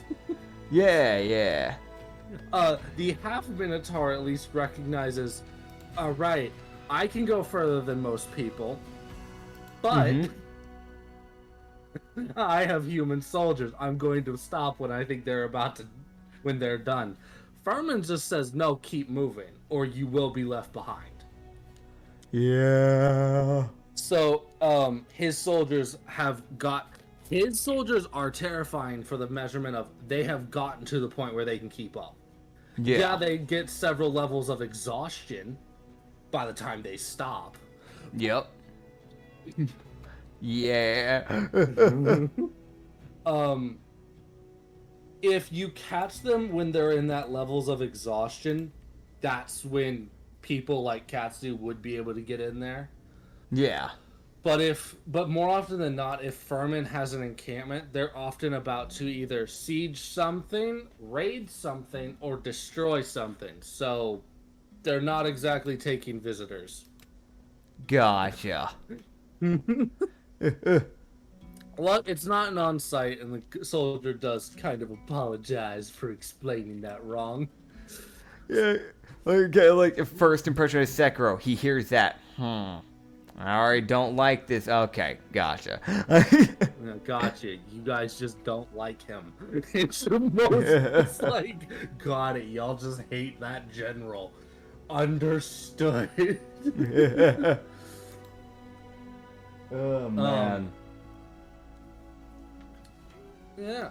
Yeah. So yeah, that is a different general that has been hit. That is, from what it seems, these soldiers that follow this lady fear actually getting transferred generals. Like, there's a genuine stint of fear on soldiers because they don't. Getting sent to Furman seems more like a punishment than anything else. Like, all right, you're either gonna die or you're gonna live. Go find out. Yep. You fucked up, alright? I'm gonna send you to the general that's either gonna set you straight or kill you. Yeah. Oh, God. Yeah, unrelenting. Problem, he doesn't give a shit. Sadly. Yeah, so... Yeah, but this general is, out of all of them, more forgiving. And he would kind of find out that she was actually sent to prevent Harthwaite's fall. She chose to leave when she found out that the Drunesh would be attacking. Fair. She ordered her soldiers to leave when she saw an interaction between the peacekeeper of the Drunesh, someone who was... The soldiers would actually inform him of how the general, the mayor of the city, the children of the chieftain, and a third party had interacted all together as to try and make peace one last time. Yeah. That the mayor called the peacekeeper, who was a half-tabaxi, who was from Sekiro. They would point that out. This was a half-tabaxi from Sekiro. He called her a Kibai half-breed and the Drunesh child of the chieftain put a spear through the mayor's chest, sending him through a window. Fair. And then they turned and killed the soldiers who were going to try and stop them. Turned to the general, and she just stood there like, "We're leaving. No, I'm not dealing with that. There's fighting humans, and there's fighting Drunesh. No, I'm good. Bye." I'm not dealing with a full-scale raid. I might win, but I'll lose more than I'll gain. Yep. So she basically ordered a full retreat for her soldiers and as many of the villagers who were smart enough to leave. Yeah. And she told the soldiers, told the guards of the city, you're free to leave too. You won't win this fight. Fair. No. It was more of, it is a calculated, it's a lose-lose. Either, you can fight and kill the Drunesh, but you will come out with such a net loss, it's not even worth the victory. Yeah. You lost more than you gained. Yeah, you kept a city, but you lost 90% of your forces. God. So she was like, fuck it, they could take the town. I don't. It's fair. You know. I feel like, so who's telling Katsu all this? Is it her? It's a soldier. Okay, gotcha. He's learning, I kind of put it as, when he heard the soldiers mumbling about Furman, yeah, he was like, all right, hold the fuck. Yeah. I need to understand. I gotcha. How people work with this fucking country. Is there a way I could technically persuade the general to try out the business? You can walk up and talk to her. She's standing outside of her tent. Sure, yeah, I'll walk up. I'll go. Cause I also got a question for her too. Oh God! All right. Waddle on up. Yeah, Katsu's just gonna strut on up and just kind of go, "Hey, hi." So performance check. Oh God, no! Here we go. It's not what I was meaning. And with my natural 20. Yeah.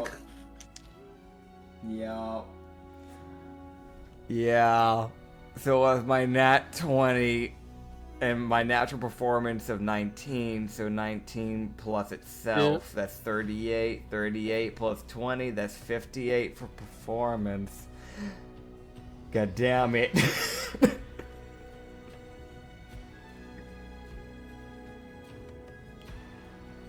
Fucking God damn it.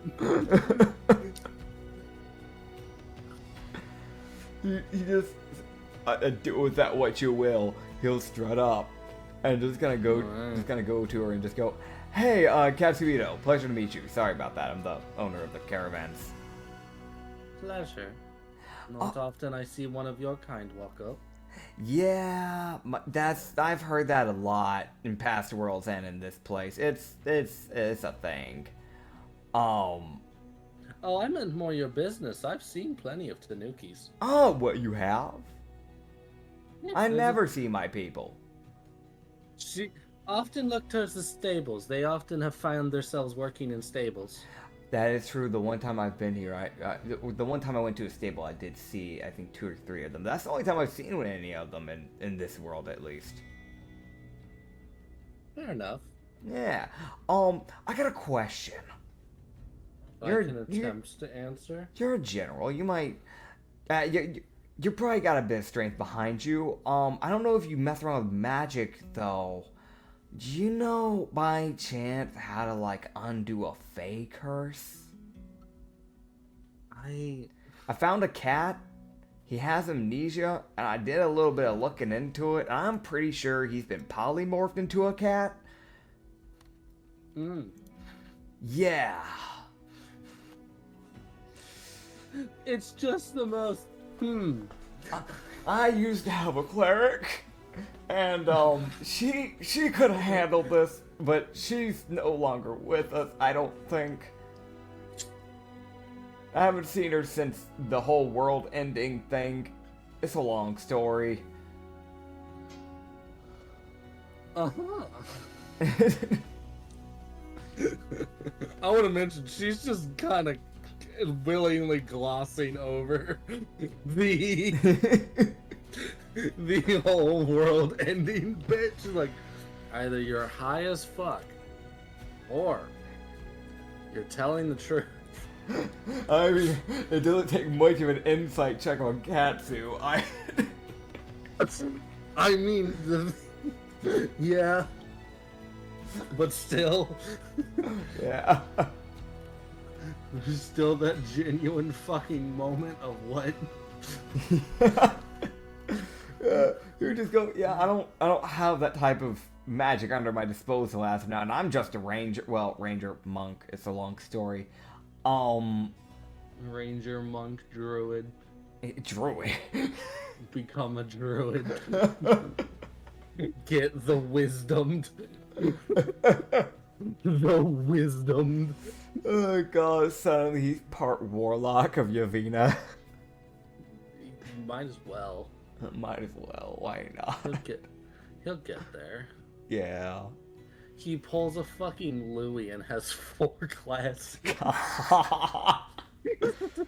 Oh, dude, but he just go, yeah, by chance, do you know anything about, like, maybe removing fey curses?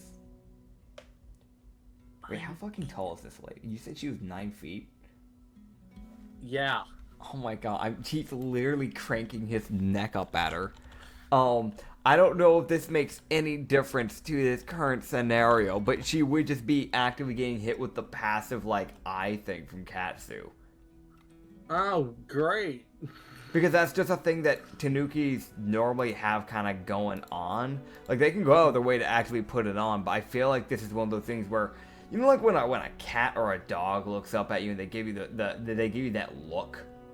Mm-hmm. I feel like that's one of those things where it's like, because of that positioning, it would probably just be a more passive thing, simply just because of that height difference. Mm-hmm. Let me see. So if there, how's that size comparison? General, where for those who don't know, I'm currently getting a compare. Bro, I am ass level with this lady. Not even. I'm like thigh level. She could technically use Katsu as a chair.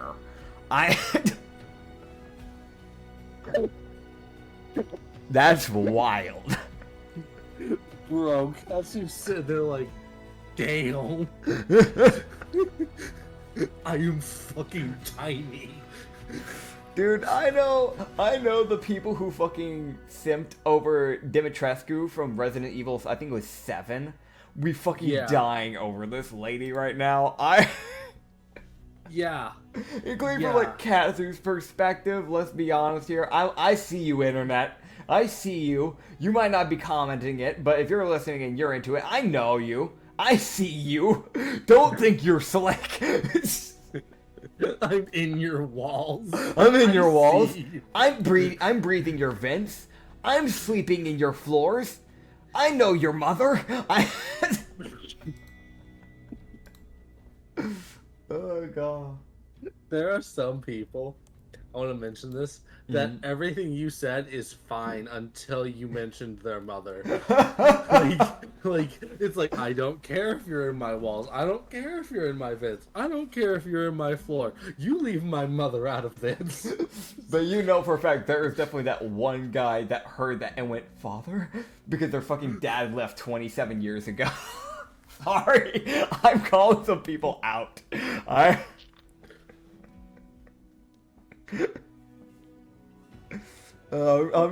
Someone's catching strays out here.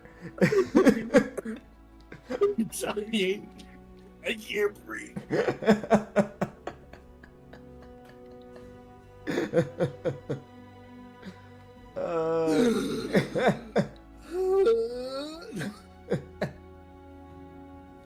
God, I love it.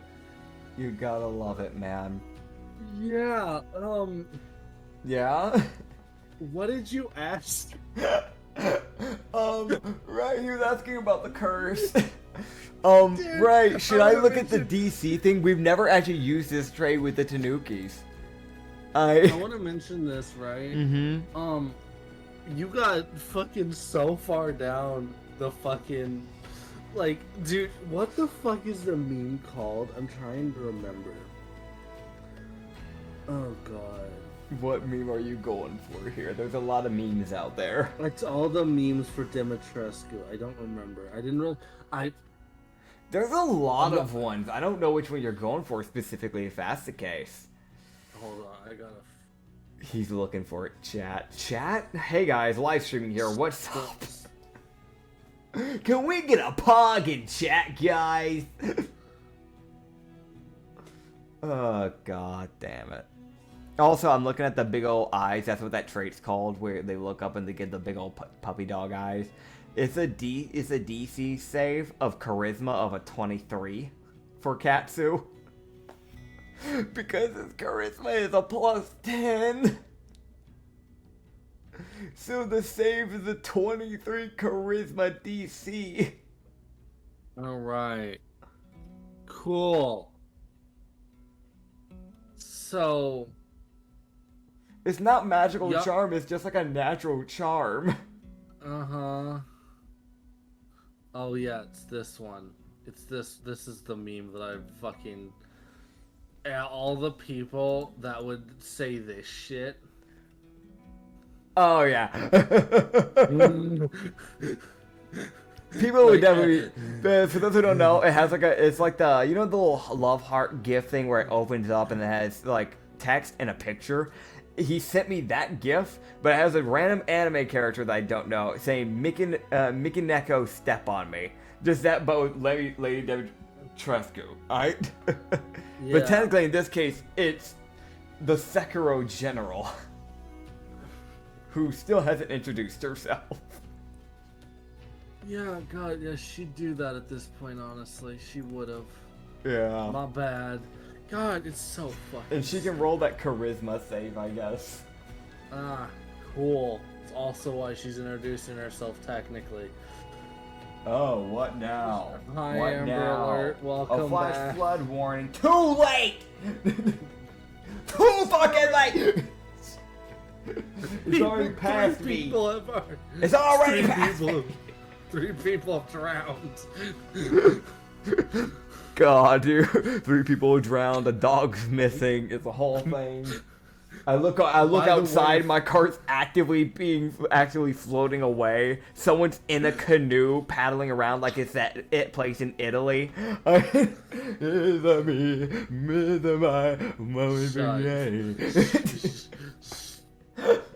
The water's like almost reaching my level because I'm on the 2nd story. So the world's gone. Dude, Germany's gotten swallowed by the earth. Russia fell into a pitfall. North Korea. Why am I mentioning all the ones that U.S. is having problems with? Why is that what my But shut up. Shut up. Back to D&D. Yeah, back to D&D. God. Alright, sorry. So Katsu got... She would have introduced herself. Mm-hmm.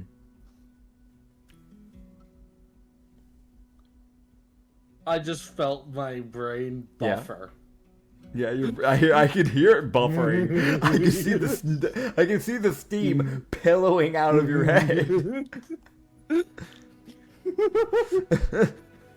Pronunciation just went no. If you just send it, I could probably pronounce it for you. Nadia. Thank you. You're welcome. Jesus Christ. It's not even that hard of a name. Dude. Why was that a problem? No, I think my brain, I said it correctly, right? In my head. Yeah. And my brain was like, no, that's wrong. And I was sitting here like, wait, how else do you pronounce it? Nadia. Yeah, Nadia. Okay, cool. Yeah. God. Oh, did she pass that fucking save? No, you fuck. I didn't know. I figured she was high level, so I was like, I don't know, maybe she has a shot. She did. She rolled a 6. Damn. Trust me, she had a good chance. Bro, that's a 6, and that's a DC 25. 23. So, how does she...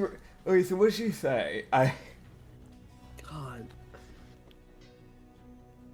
So, she's like, I'll get my... I know someone who knows magic who can look into it. Just give me a moment. Oh, that would be appreciated. Yeah. She walks back as she goes to go get essentially the court magic user. Yeah. Either it's a warlock, sorcerer, or wizard. I feel like unless she like turned around and told him not to follow, he would have just followed her. Just like strutting behind, like, yeah, where we going? No, alright, he just follows. Moving on. Oh boy. Does anyone try and stop you? No, okay. Why would you stop the Tanuki following the general? That's a 2, by the way. Yeah. I feel like it's one of those people where they looked at him and was like, either he's about to get executed by the general, or she actively wanted him to follow her. So if we stop him, we might be the ones in trouble. Let's not. Yeah, it's that weird thing of usually they're not used to dealing with limited brain-celled individuals. But you see, this Tanuki with a +1 in intel, and that's being generous. I just looked at the stat. It says +1. That's a lie. That's fucking generous as hell. Dude, it's only because someone gave him that +1. I don't remember who. Oh, God. Motherfucker's gonna go to a demon and start trading stats to boost his strength. I might artificially reduce the... Damn. The training causes him to lose intel stats. Perfect. Oh, damn. A true balance. Okay. Alright. Okay. Alright. Mm-hmm. Yes. Quite. Hi. What do you want? I'm just keeping the conversation going, you know.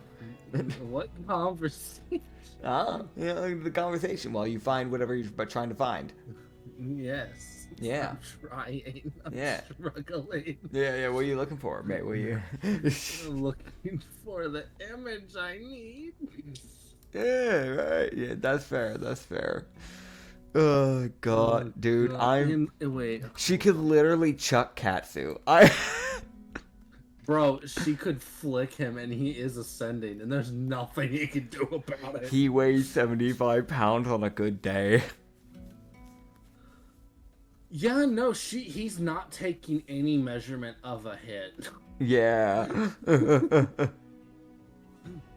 He's just gonna go bouncing. Dude, that just makes the fucking meme that I sent, the fucking gif. Yeah. My brain just played this thing of she does that and he bounces off the ground and goes vertically up because of the extra force. She steps on him. He bounces up. Yes.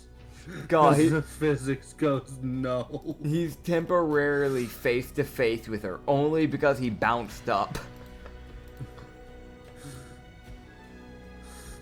Oh my god. Oh my god, dude. that's funny. That's amusing. You gotta love it, man, you know? Oh yeah. I wanna mention something for people, by the way. Fun little fact while he's finding this. Little fact about how I create my characters. I don't choose to have short characters. I roll for their heights, and like, I go to the average, right? I look at what the average is for them, and then I roll a d20 for the average height of that race is. Katsu rolled low. And almost every character I've made where I've rolled for their height has rolled low. The only time I've had tall characters was twice. And no, 3 times. That was with Hojiro, Hojiro Nakamura, Galen Valentine, and Tai Chin. And I chose to make them tall because I felt like it fit the characters. 2 of those are gods, by the way. 2 of those are gods now, yeah. And Hojiro, well, he's not a god, but he is killing people. He is an assassin. You don't know that. I mean, he may have retired. I don't know. Last time I saw, he was being transferred to the New World. That's where his campaign ended. So I don't know. Yes, he was being transferred with a bunch of skates. Yep.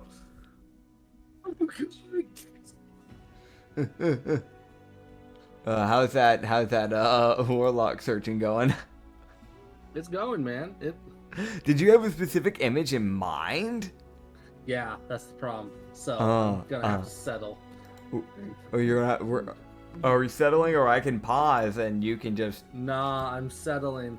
Oh god, guys, he's settling. The DM's settling. I'm settling with the one I had. I was like, I could use this, but this is not the one I wanted. Oh god, it's fair. We all have those moments.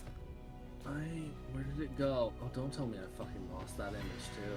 Oh, dude. Everybody, he's gonna have to settle even harder now. Alright. Oh, we found it. I guess this is the image.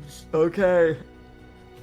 I cannot confirm or deny whether or not this is the one I had settled on. Okay, he's about to send it, everybody. Prepare yourselves. So you guys walk past the general's tent to a secondary tent where he sees 3 cats sitting outside of it. Okay. The cats are minding their own business, but they're sticking kind of close to the tent. Mm-hmm. He then looks inside and he sees there's more cats inside the tent. Ah, the cat warlock. Warlock of the 9 lives.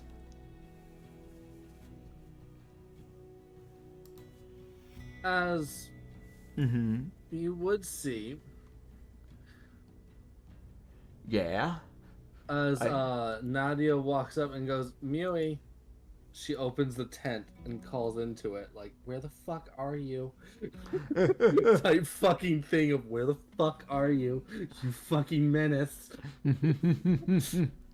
As you see this fucking entity poke her head up from under the desk. So, I'm guessing this is a halfling. Yeah? Yeah, basically, she is small.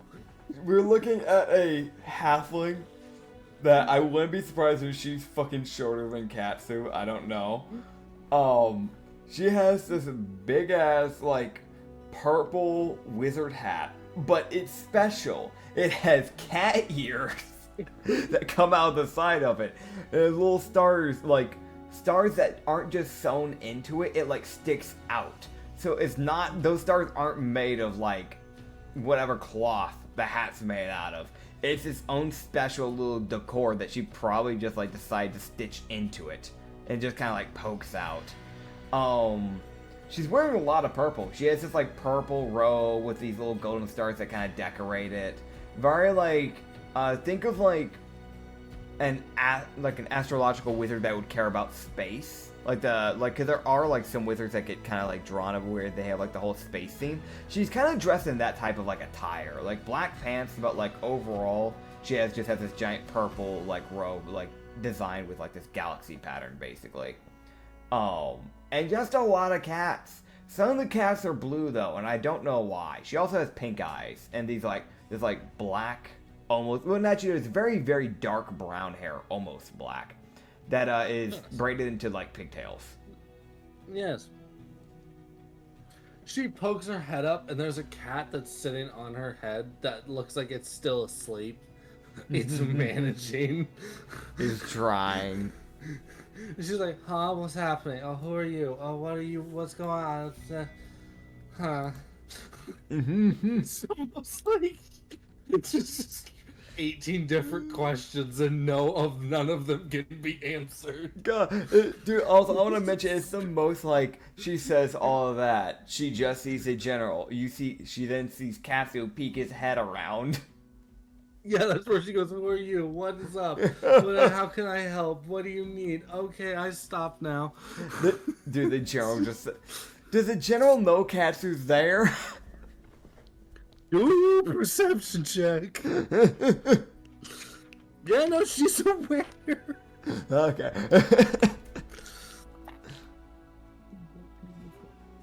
Hey, Katsuito, pleasure to meet you. He's just gonna strut on over.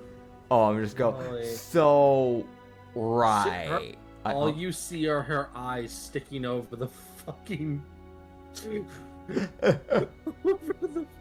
As Katsu can't tell if she's sitting or if she's standing. Damn. You just go, hey, so do you know anything on how to, like, remove a fey curse? I found a cat. That cat apparently has amnesia. Apparently, it wasn't originally a cat. Why would you not want to be a cat? Well, not saying I wouldn't, but I don't... They had a life before that, and they can't even remember what their life was. Alright, I'll look into it. Thank you. Well, she waddles by with her army of cats. You just gotta go to the 3 caravans. The cat's over there. He's got a little hat. You'll know him. So, here's the thing. She is probably about 2.5 feet tall. Oh, damn. But with her clothing and hat, she is 5 feet tall. Oh, my God. Oh, God. Dude, technically, Alt 2, even though that, like that, since if you don't count the hat, Alt 2 is technically taller than someone for once. Tiny little halfling. With her 14 cats. That all start following her. Oh my God. You're just gonna look to the general, just kinda go, she's short. Yes. Yeah.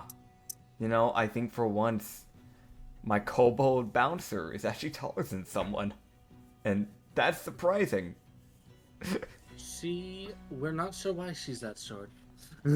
Maybe it was a fey curse. Yeah, she wanders over. Yeah. Towards the carriage. Finds the cat. Looks at the cat. Yeah. And then proceeds to fan over how cute the cat is. God, yeah, there we go. And Natty's like, that's not what you're supposed to do. Fix the problem.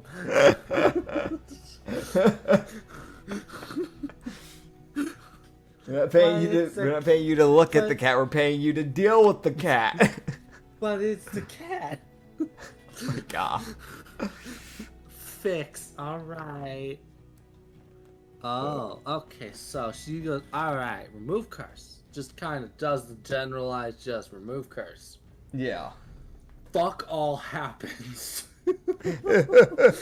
She's like, okay, that I did not expect to work. Katsu looks at her, looks back at the general. She didn't expect it to work. Why'd she do it? Gotta try. She like you just hear it. She has to try everything. Oh, I guess that's fair. The simplest solution might sometimes work. That's fair. So you see her, she picks up because she's like, all right, you need to sit still for an hour. Sets the cat down. As all 14 cats, as the little halfling sits down, and the 14 cats form a ring around the fucking cat. God. As you see Mewy start mumbling in some fucking ancient language. Great. as you see a ritualistic circle start to swirl around the cat. Yeah. And it's the most like, that's not a, that's an, oh boy. I'm gonna let her do her thing. It'll be a bit. It'll be an hour. I'm gonna look to the jar and go, right, I appreciate that, by the way. I hope it works. I hope so, too.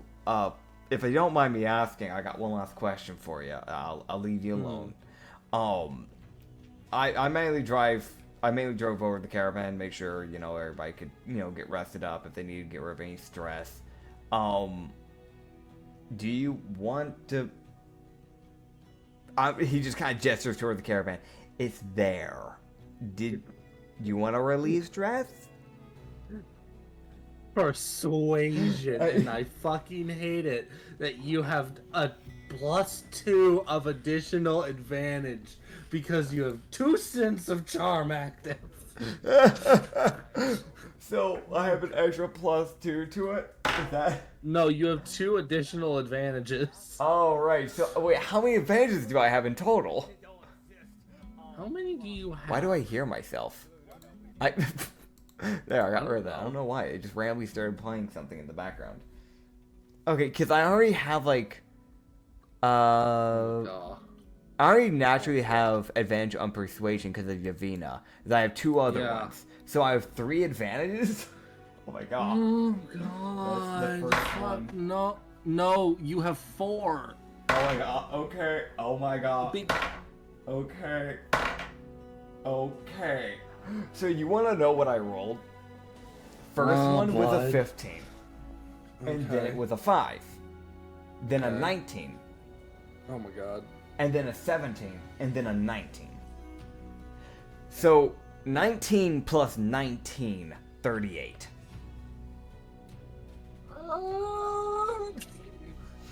I'll be totally real with you. DC was 37. You son of a bitch. You, the mad lad, did it. Oh god. I mean that in the most legitimate thing of it's that thing of you dealing with a special entities. They take convincing. Yeah. This is a high general of an empire. Yeah. Yeah, it's gonna be a little bit. 37. Go fuck yourself. I got 38. I hate you. Katsu just go, if it makes you feel any better, you can pick anyone. You have any one of the pickings, anyone here. You just name them. It's literally the thing of, you're the general, you can choose. Yeah. So that means if she wants, bouncers are on the table, Katsu's on the table. The only thing that's not on the table is the fucking cat. Yeah. There's a few of the bouncers that Katsu will probably have to be like, no, listen here, motherfucker, you don't understand. You don't understand. You gotta. We don't have a fucking choice. Dude. I don't know if she'll even consider Katsu or not, because I don't know. That's why I'm throwing out there, like, Katsu's on the table, because I'm pretty sure I accidentally seduced her by accident. Possibly. But also, rest in peace. Luckily enough for her, she's into charm. Yeah. And luckily, Mewie's immune. Mew's like, I don't know, what's the charm? I'm too stupid to be charmed. God.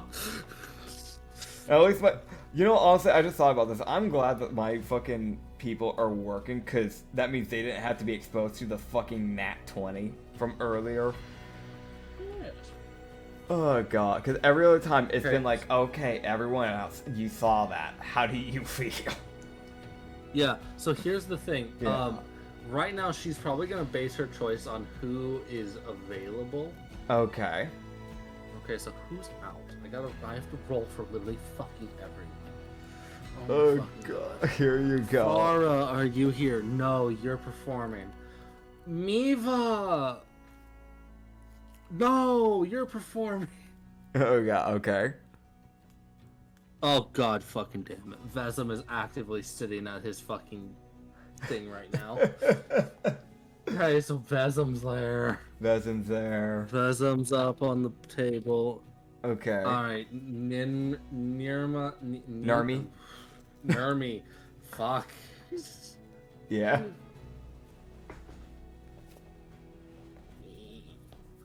Alright. Fuck it. Alright, Nirmi's out. Narmi's out. Mashin. No. I'm gonna write Manny. these down, by the way, while you do that to make it easier on us. Alright, so currently it's only Manny and Vesem that are on the table. Siki is on the table. Siki, okay. That's the white-tailed giant kitten. Yes. Hazir is technically on the table, yeah. Oh my Right, god, Alice. this man. Alice. He will shoot me if he gets picked. He might electrify you. He might let his skin become electrified again temporarily. I've already done this to him once. I don't need him mad at me.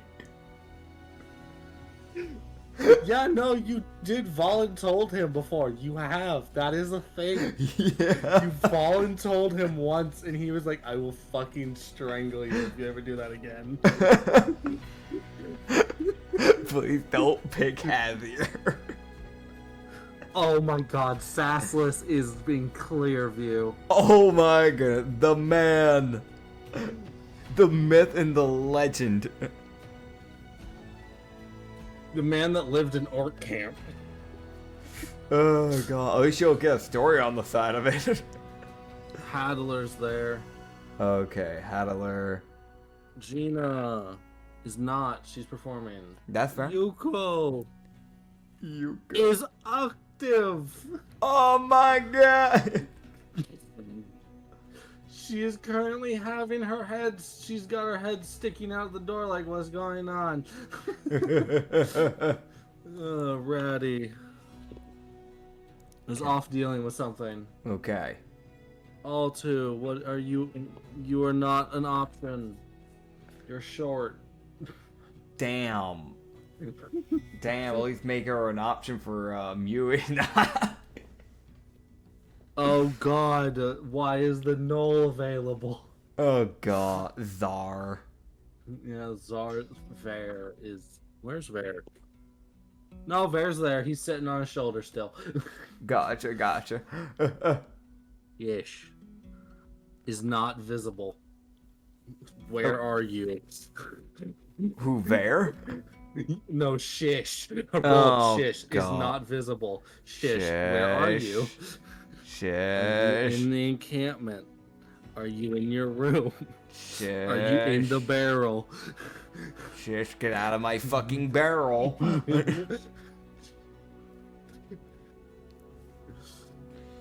Oh, God. Lynn is not visible. Where is... maybe Lynn's working. She is a dancer. I don't know. She's probably working. I'm just rolling to see who's visible from where y'all are standing. Okay. So Nikki is working. Gotcha. Oh, God, Merzel. Time to roll for Merzel, who will also shoot you if he's chosen. Yeah. Oh, he's visible. He's actively in clear day. Oh, God. Kenya, not. Sapphire is not. Okay. That's fair. Are her bats? Yes. So I guess her bats are up for sale? I don't know. By extension, she's available if the bats are questioned about. Yeah. Do you question about the bats? No. Okay, Sapphire's out of the ring. Alright. Emrak. Oh yeah, Emmerich. He's visible. Grand. Okay, the triplets. Oh god. That's the last dancers we have, by the way. No, they're not visible. Okay. And I think you've mentioned all of them. Yeah. Yes. So I'm gonna send you the list. This is the list. So that's 1, 2, 3, 4, 5, 6, 7, 8, There's 9, 10, 11. 11. It's Katsu. I meant to put the U. My bad. So what? You're like a D12, and just if you hit a 12, it's I don't know. It's 2 people. 12. She picks 2. Oh god. Okay. Son of a bitch. Who? Just a 12. Oh my god. So who's the 2 people she picks? Oh no, now it can be both Hazir and Merzel. God. Oh, did we roll for Alice? Yes, she's busy. Okay. Oh, no. Who is it? Hazir's the number 1. Oh no.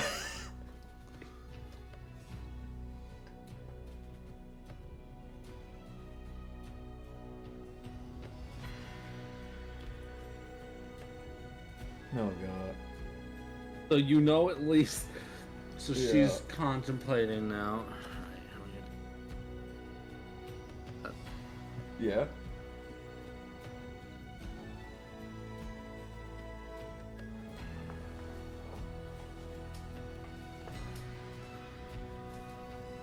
Yeah. I'm hearing grumbling. Yeah. Yeah.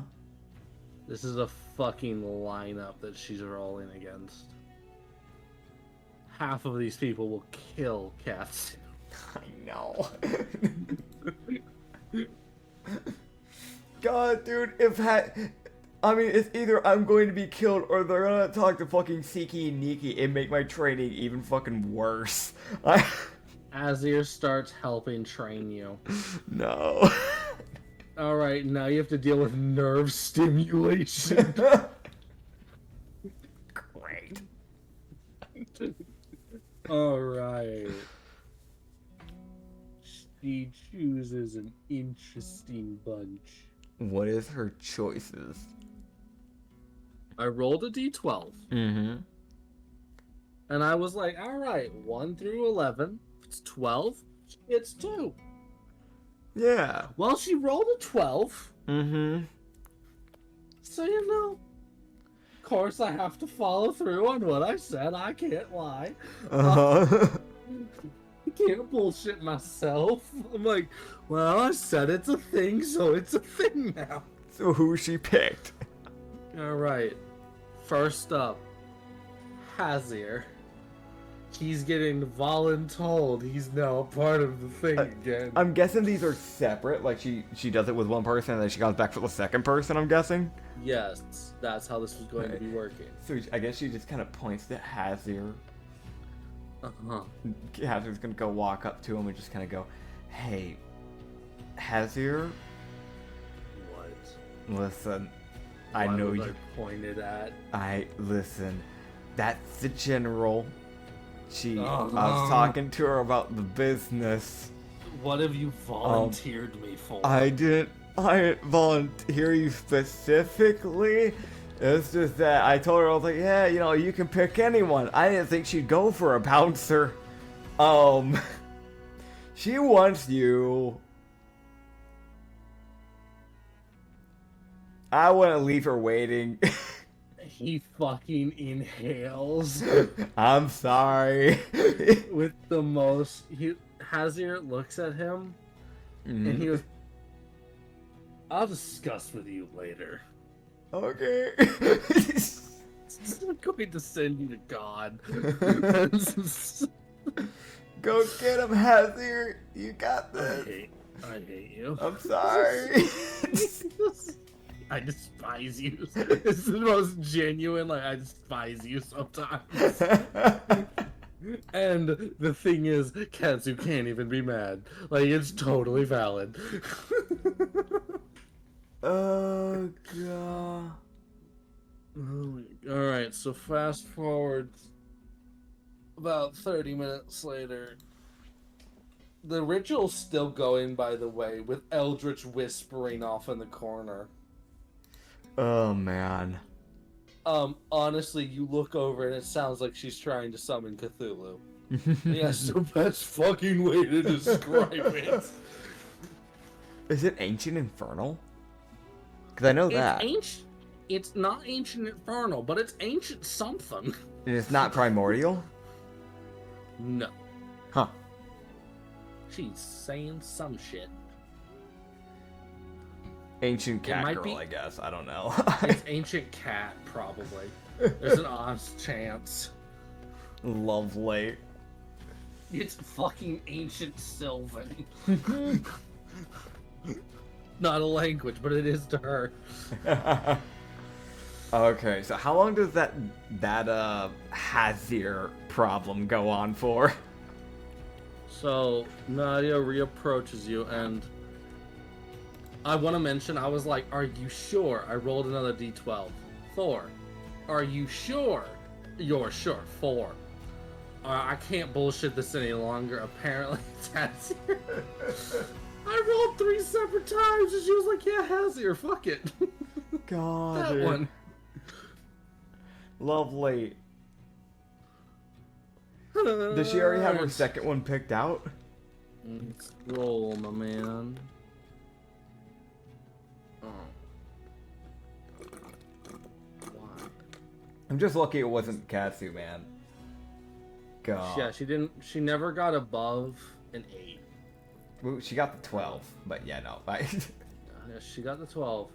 Her numbers have been weirdly in the middle, which is like both like really good, really bad. Also, that's really bad because that's a lot of people who really will hurt Katsu. Yeah. Now you go somewhere in there, so there's a shot. Oh God. Oh boy. I'm lucky if it's Yuko Siki. Manny maybe. Emrak. Emrak wouldn't give a shit. You know that. Emrak's totally fine with this. Yeah. I mean, maybe it's Sassoulis. I don't know. Bro, this is the thing of like, he looked at who's open and out right now. He's like, oh no. Like 8 out of the 11 will cave my teeth in. Yeah. Oh, buddy. He like sees her walk by. He's like, all right. He sees Hazir walk away and sit down, and just go back to where he normally sits on the carriage. Yeah. And he sits on the back of the front carriage again, like he used to. Yeah. He sits there, looks at Katsu with this like, "We'll talk later." Yeah. And goes back to doing his job. Fair. We'll send you to God.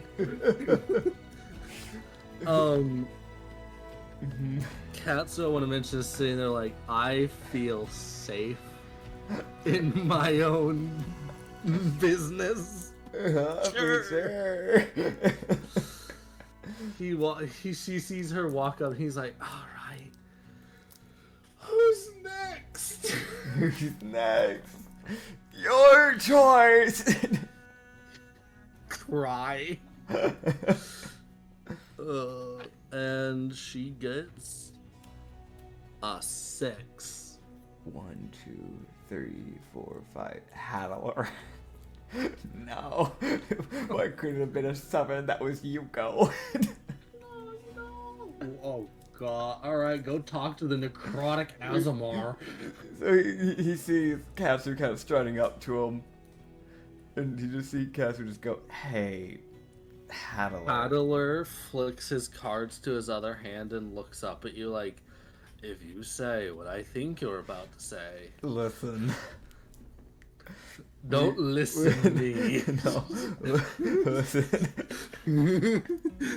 Don't fucking listen to me, bitch. We can talk about this later. I know I'm already gonna get an earful from Hazir. The general wants you.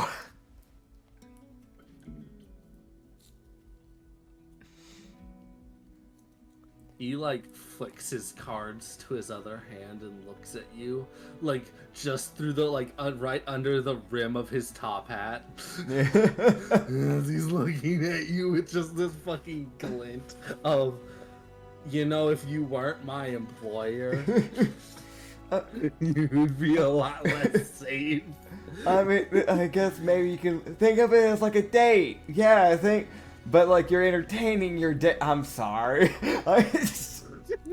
He shuts up at that point, I'm guessing. Yeah. Oh my god. You fuck. You fucking fuck. Oh god. Yeah, so that can go on, and I guess Katsu will just manage the area for the rest of the time. Oh my god, hold on, let me see. How does that go? Howler. Alright. Howler is fine. Luckily for you. Yeah. I'm pretty sure, I'll check his sheet. Pretty sure he's good at performance, unironically. I mean, it makes sense. He actively messes around with cards all the time. Like, that's a performance thing of itself. Yeah, and it's like a non-roll for him with something like that, because he's how much training he has with cards. Yeah. Yeah, no, I feel like during that time, he's like every now and then just kind of like glancing over at like Hazir, and like glancing away, like. They are now. They're just taking a quick glance. Like, is he still mad? No, he's still mad. Oh, I'm not safe. Not safe no more. Once that warlock's done, we have to leave the camp. Problem, we have to leave the camp. Yep. Go, we still gotta get into Davenport. Well, she would walk out. Mm-hmm. The general did pay Hazir and Hadler individually. Nice. Katsu can address that with them themselves. Yeah, I'm not gonna try and take their money. He's like, I'll take money from dancers. However, those two will kill me. I'm good. Yeah. If they choose to give me some, then they can. But I'm not gonna ask from them. They don't. I can promise you that fucking much. Yeah. I'm not fucking around and finding out.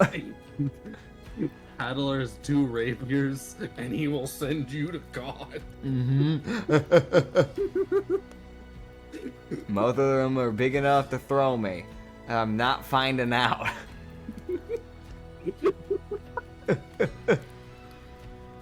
That bitch can step on me, and those 2 can yeet me. I'm good. Yeah. I'm gonna not. Yeah, I'm gonna stay in my barrel and stay safe. So God, that's just grand. Yeah. God, so as you guys would do y'all's thing. Yes. As Katsu would eventually see. He'd look over and he'd see Hadler returning to his area. It's one of those things of Hadler does have a natural poker face. Yeah. So his expression hasn't changed. Fair. I feel like you just kind of look over and just go, Are you mad? Are you mad? Please don't be mad. Katsu would look over, and he'd see the warlock is little Mui is just about done. Nice. With the ritual. And she's like, alright. And she casts the giant ritual. And she was like, alright. And that'll summon whoever cast it. Wait, you're summoning the person who cast it? In the middle of a military base? Katsu looks over to her and just goes, you know this could go bad real quick, right? He can't possibly. You're fucking around with the Fae. He looks over at the general like, what the fuck? As a general, I want to mention, you know the meme of the Tarrasque that sits there with the concerned face? Yeah. Yeah, that's the general right now. Oh my god. She's got that concern like, what do you mean? It will summon them. Nadia, I don't... I mean, General, I mean, Nadia, I mean... General Nadia, what the fuck? As Katsu sees a crackling and a pop occur. Uh-huh. As he sees this little fucker up here square up to fucking Mui. Like, I will send you to God who fucking summoned me. Oh god. Alright, here we go. It's the Fae Imp. For those who don't know what Fae Imps are, they're literally imps that have been corrupted by the Fae. They have fur, unlike normal imps. White fur. Normally the head is white and the ears are white and the legs are white. The body and the tail and the back of and their back bit, as well as like the back of their head and like their entire back is covered in like this dark gray. They get like a really weird tail. It's like a thicker tail that has like almost like a lion's tail basically. They get these black horns that curve back and like this little, like these like silver eyes that have no pupils with some type of like weird like I don't know. They always have this weird like jewel of some sort just placed in the middle of their forehead. And they normally actively smoke a pipe. But they don't have wings like normal imps. But they can fucking teleport. Yep. As these things are properly known as banelings. Yeah. They are up there with genies. Unfortunately, they are just as powerful as genies. Mm-hmm. But unlike genies, they don't hold to the same restrictions of don't do this, don't do that. Banelings go, but what if I did worse? 'Cause they're imps at the end of the day. They don't care. Guys are just kind of look over at it and just go, hi. This little baneling sits there and smokes and goes, hi. Apologies, I didn't know she would summon you. You then hear Mui go, thanks. Oh my god. Who just go, let me do the talking. Oh. I want to mention the baneling looks at her, and then you see him snap his fingers as a set of jingling coins distracts Mui. Oh my god. And all of her cats. God. You just go, okay, hey. So, we had a stowaway on our caravan, right? And lo and behold, when I turn around, and there's a cat with amnesia with a wizard hat and a cape. Oh, that's fascinating. I did some digging, and it had a Fae curse on it. I'm pretty sure they're not supposed to be a cat. Weird. Yeah, and she summoned the original person who put the curse on them. Do they deserve this? Yeah, like pointing at the cat. Act out a bargain. You don't get no bargains no more. What was the bargain? The bargain. No, well, this is very specific.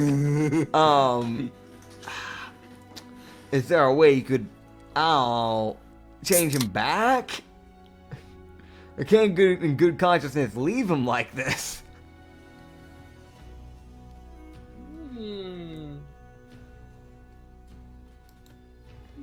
Cheated me. I don't like cheaters. What'd he do? Agreed to do a thing after getting thing. Didn't do the thing. But you gave him the thing. Yes, so I took thing and turned him into cat. What was the thing he was supposed to do? Gauntlet. Gauntlet. Yes, gauntlet. Like there was a gauntlet he was supposed to go grab? No. Survive a gauntlet of things. And did he just not survive, or did he just fully back away from it? He chose not to do it, so I turned him into a cat. Well, what if you just took the thing back like you said and just kept him as he was? Can't back out of a deal if you can't agree to a deal. Wouldn't it just be more logical to just take the thing and leave him as he was? No. Why? He doesn't learn anything. I'm sure he's learned something now. He doesn't even remember it. So how is he supposed to learn from it? The logic of an imp is infallible. Here just go, listen, I hate to tell you this, but if he doesn't remember anything, then he's gonna do it again. Okay, then I'll let him remember his life, but he's still gonna be a cat. He kind of looks back at Nadia like, what do I do? Fucking, I love banelings.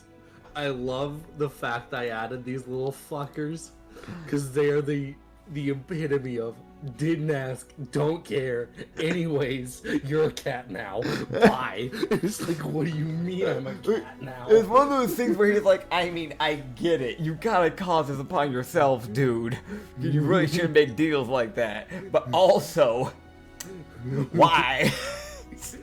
So, the Baneling, according to the Baneling, the guy wanted an item.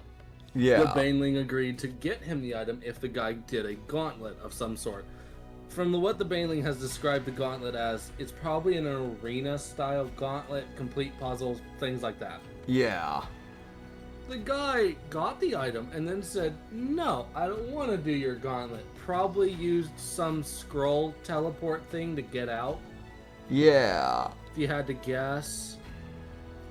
Yeah. So the Baneling said, fine, you're a cat now, and I kept the item. I mean, you know, I want to help this guy. I'm gonna be frank. It sounds like he kind of did this to himself. So now the Baneling's like, I mean, I'll give him his memories back. But he ain't being turned out of a cat until he does the gauntlet. Yeah, I think that's more reasonable. I really can't detest the fact that like he literally backed out of a bet. As a merchant, that's a little bit of a pet peeve of my own. But like, I will admit he's not going to learn anything if you removed his memory. So you should at least give him that back. All right. The Bailey's like, fine. I guess he can have his memories of being an arch wizard. Power went to his head. And you get your, but I'm going to nuke half the spells you know. My God. So he gives him his memories of his personal life and like half of his spells. Oh God. He just looked to him and go, you remember your stuff now? Oh, fuck. You made a really bad choice. Can I do that gauntlet? Sure. The Baneling's just like, sure. If he does, wait, no, hold on. If he does the gauntlet, will you give his body back to him? Never agree to something without knowing if you're going to get anything back for it.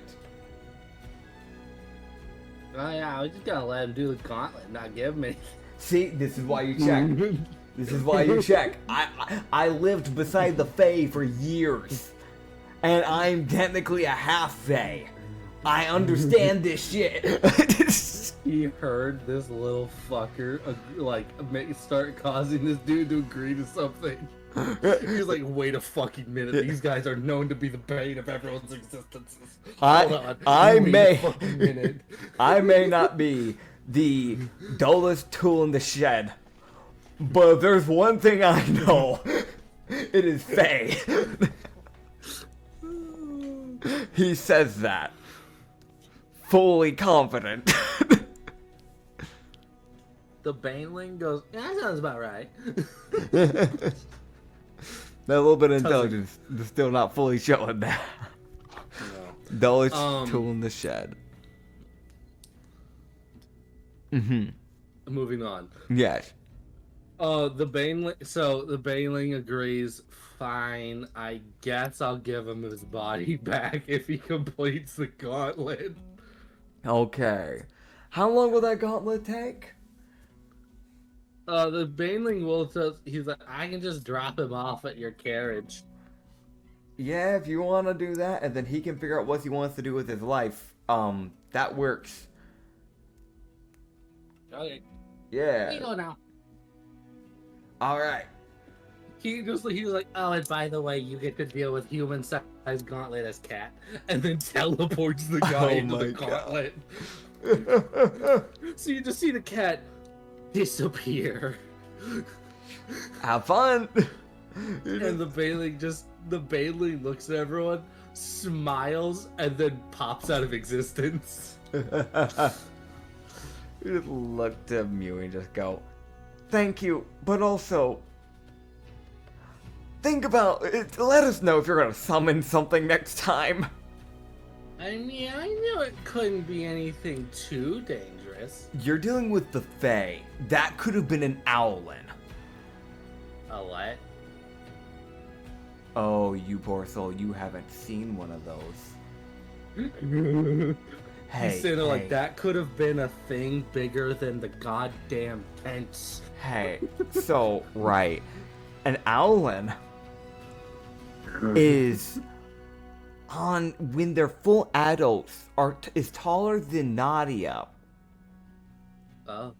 And they hit harder than a bear. Oh. And they normally weigh around 500 plus pounds. Oh. There is someone that I passed a few days ago that had one as a pet. Oh. Be careful with the Fae!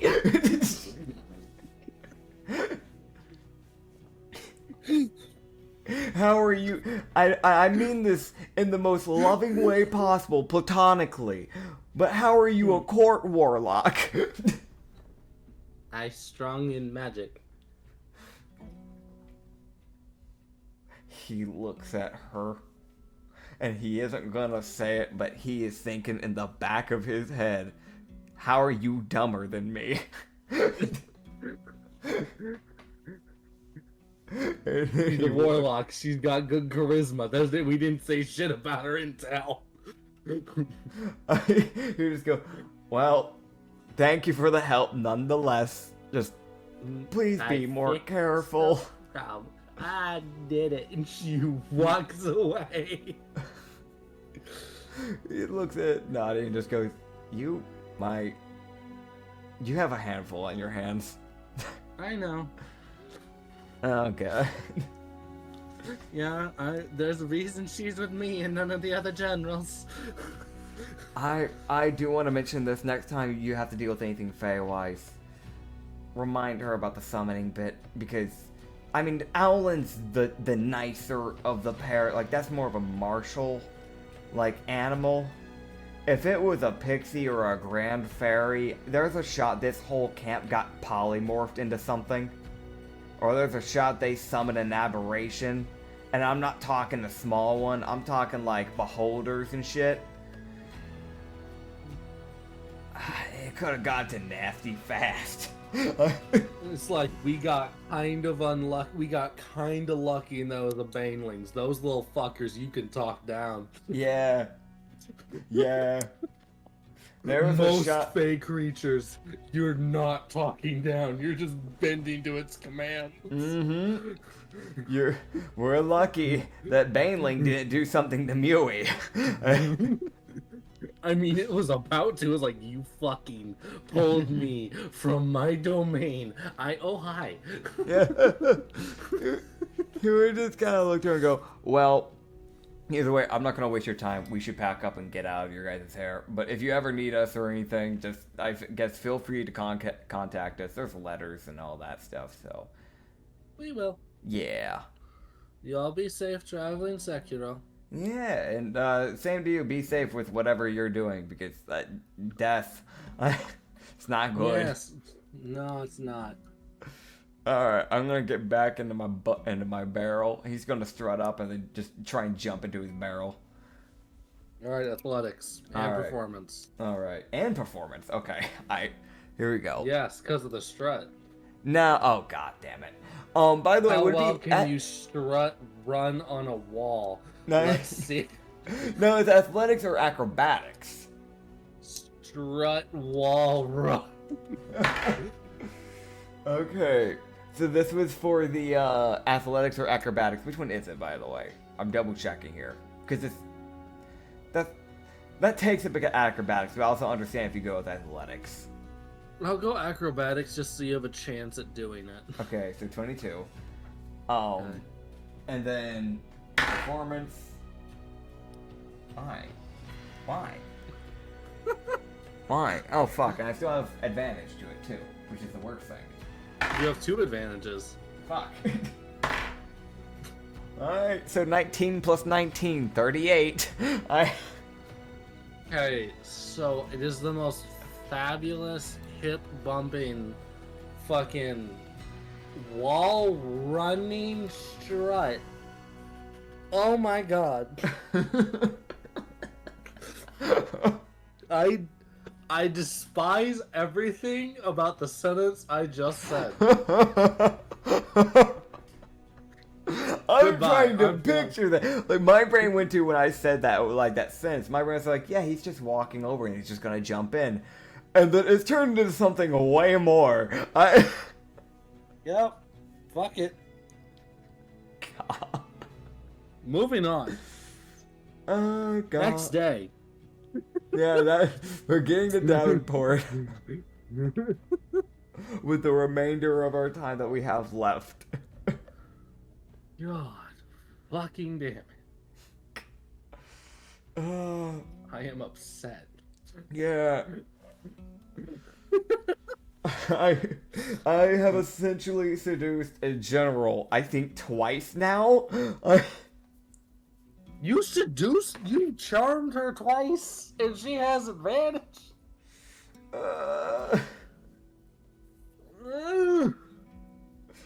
God, dude. If I get a fucking love letter, I know why. I'm not trying for one, though. God, I'm honestly lucky that I haven't gotten some fucking creepy ass letters with the fucking things that's happened so far. Indeed. Yeah. That or they haven't made it to me. Meaning someone's been intercepting. Mayhaps. God, fucking Alice sees a bird that looks slightly weirder than normal. No. Fucking shoots it. Poor fucking bird. God. Okay. I think that's where we will be ending off for today, because I've still got to edit this now, because now I have to piece these together because of the tornado stuff. But thank you all for watching this. We have made it to Davenport. It was a 2-day travel. It has taken us, I think, around, I'm guessing, because I have to put all these pieces of footage together, but I think this was around 3 hours it took. 3? Yeah, we started around 1 p.m. It's now 4. No, we started closer to noon, my man. Oh yeah, you're right. You're right. Here's how we can find out real fast. If I open up videos right now, we can see that, let's see. Wait, did it not? Hold on. An hour and 23. An hour and 23 from the previous one, and then we had the 13 minutes. So, technically an hour and 36 plus another hour and 26. That's what it is. So, it's around 3 hours. Because it did take us a bit to get actually going, because we ranted for a while before we started recording. Either way, thank you all for watching this episode, both on Spotify and on YouTube. We're actually getting things uploaded back on Spotify! Let's go! Thank God. This just took me a while. I apologize. I got a lot of shit going on. But we're getting things caught up, so it's all good. So check us out on Spotify, check us out on YouTube, and I hope y'all all have a wonderful day. Peace out. Stretch you later. Bye bye. God, I should have said seduce you later. Damn. Okay, bye.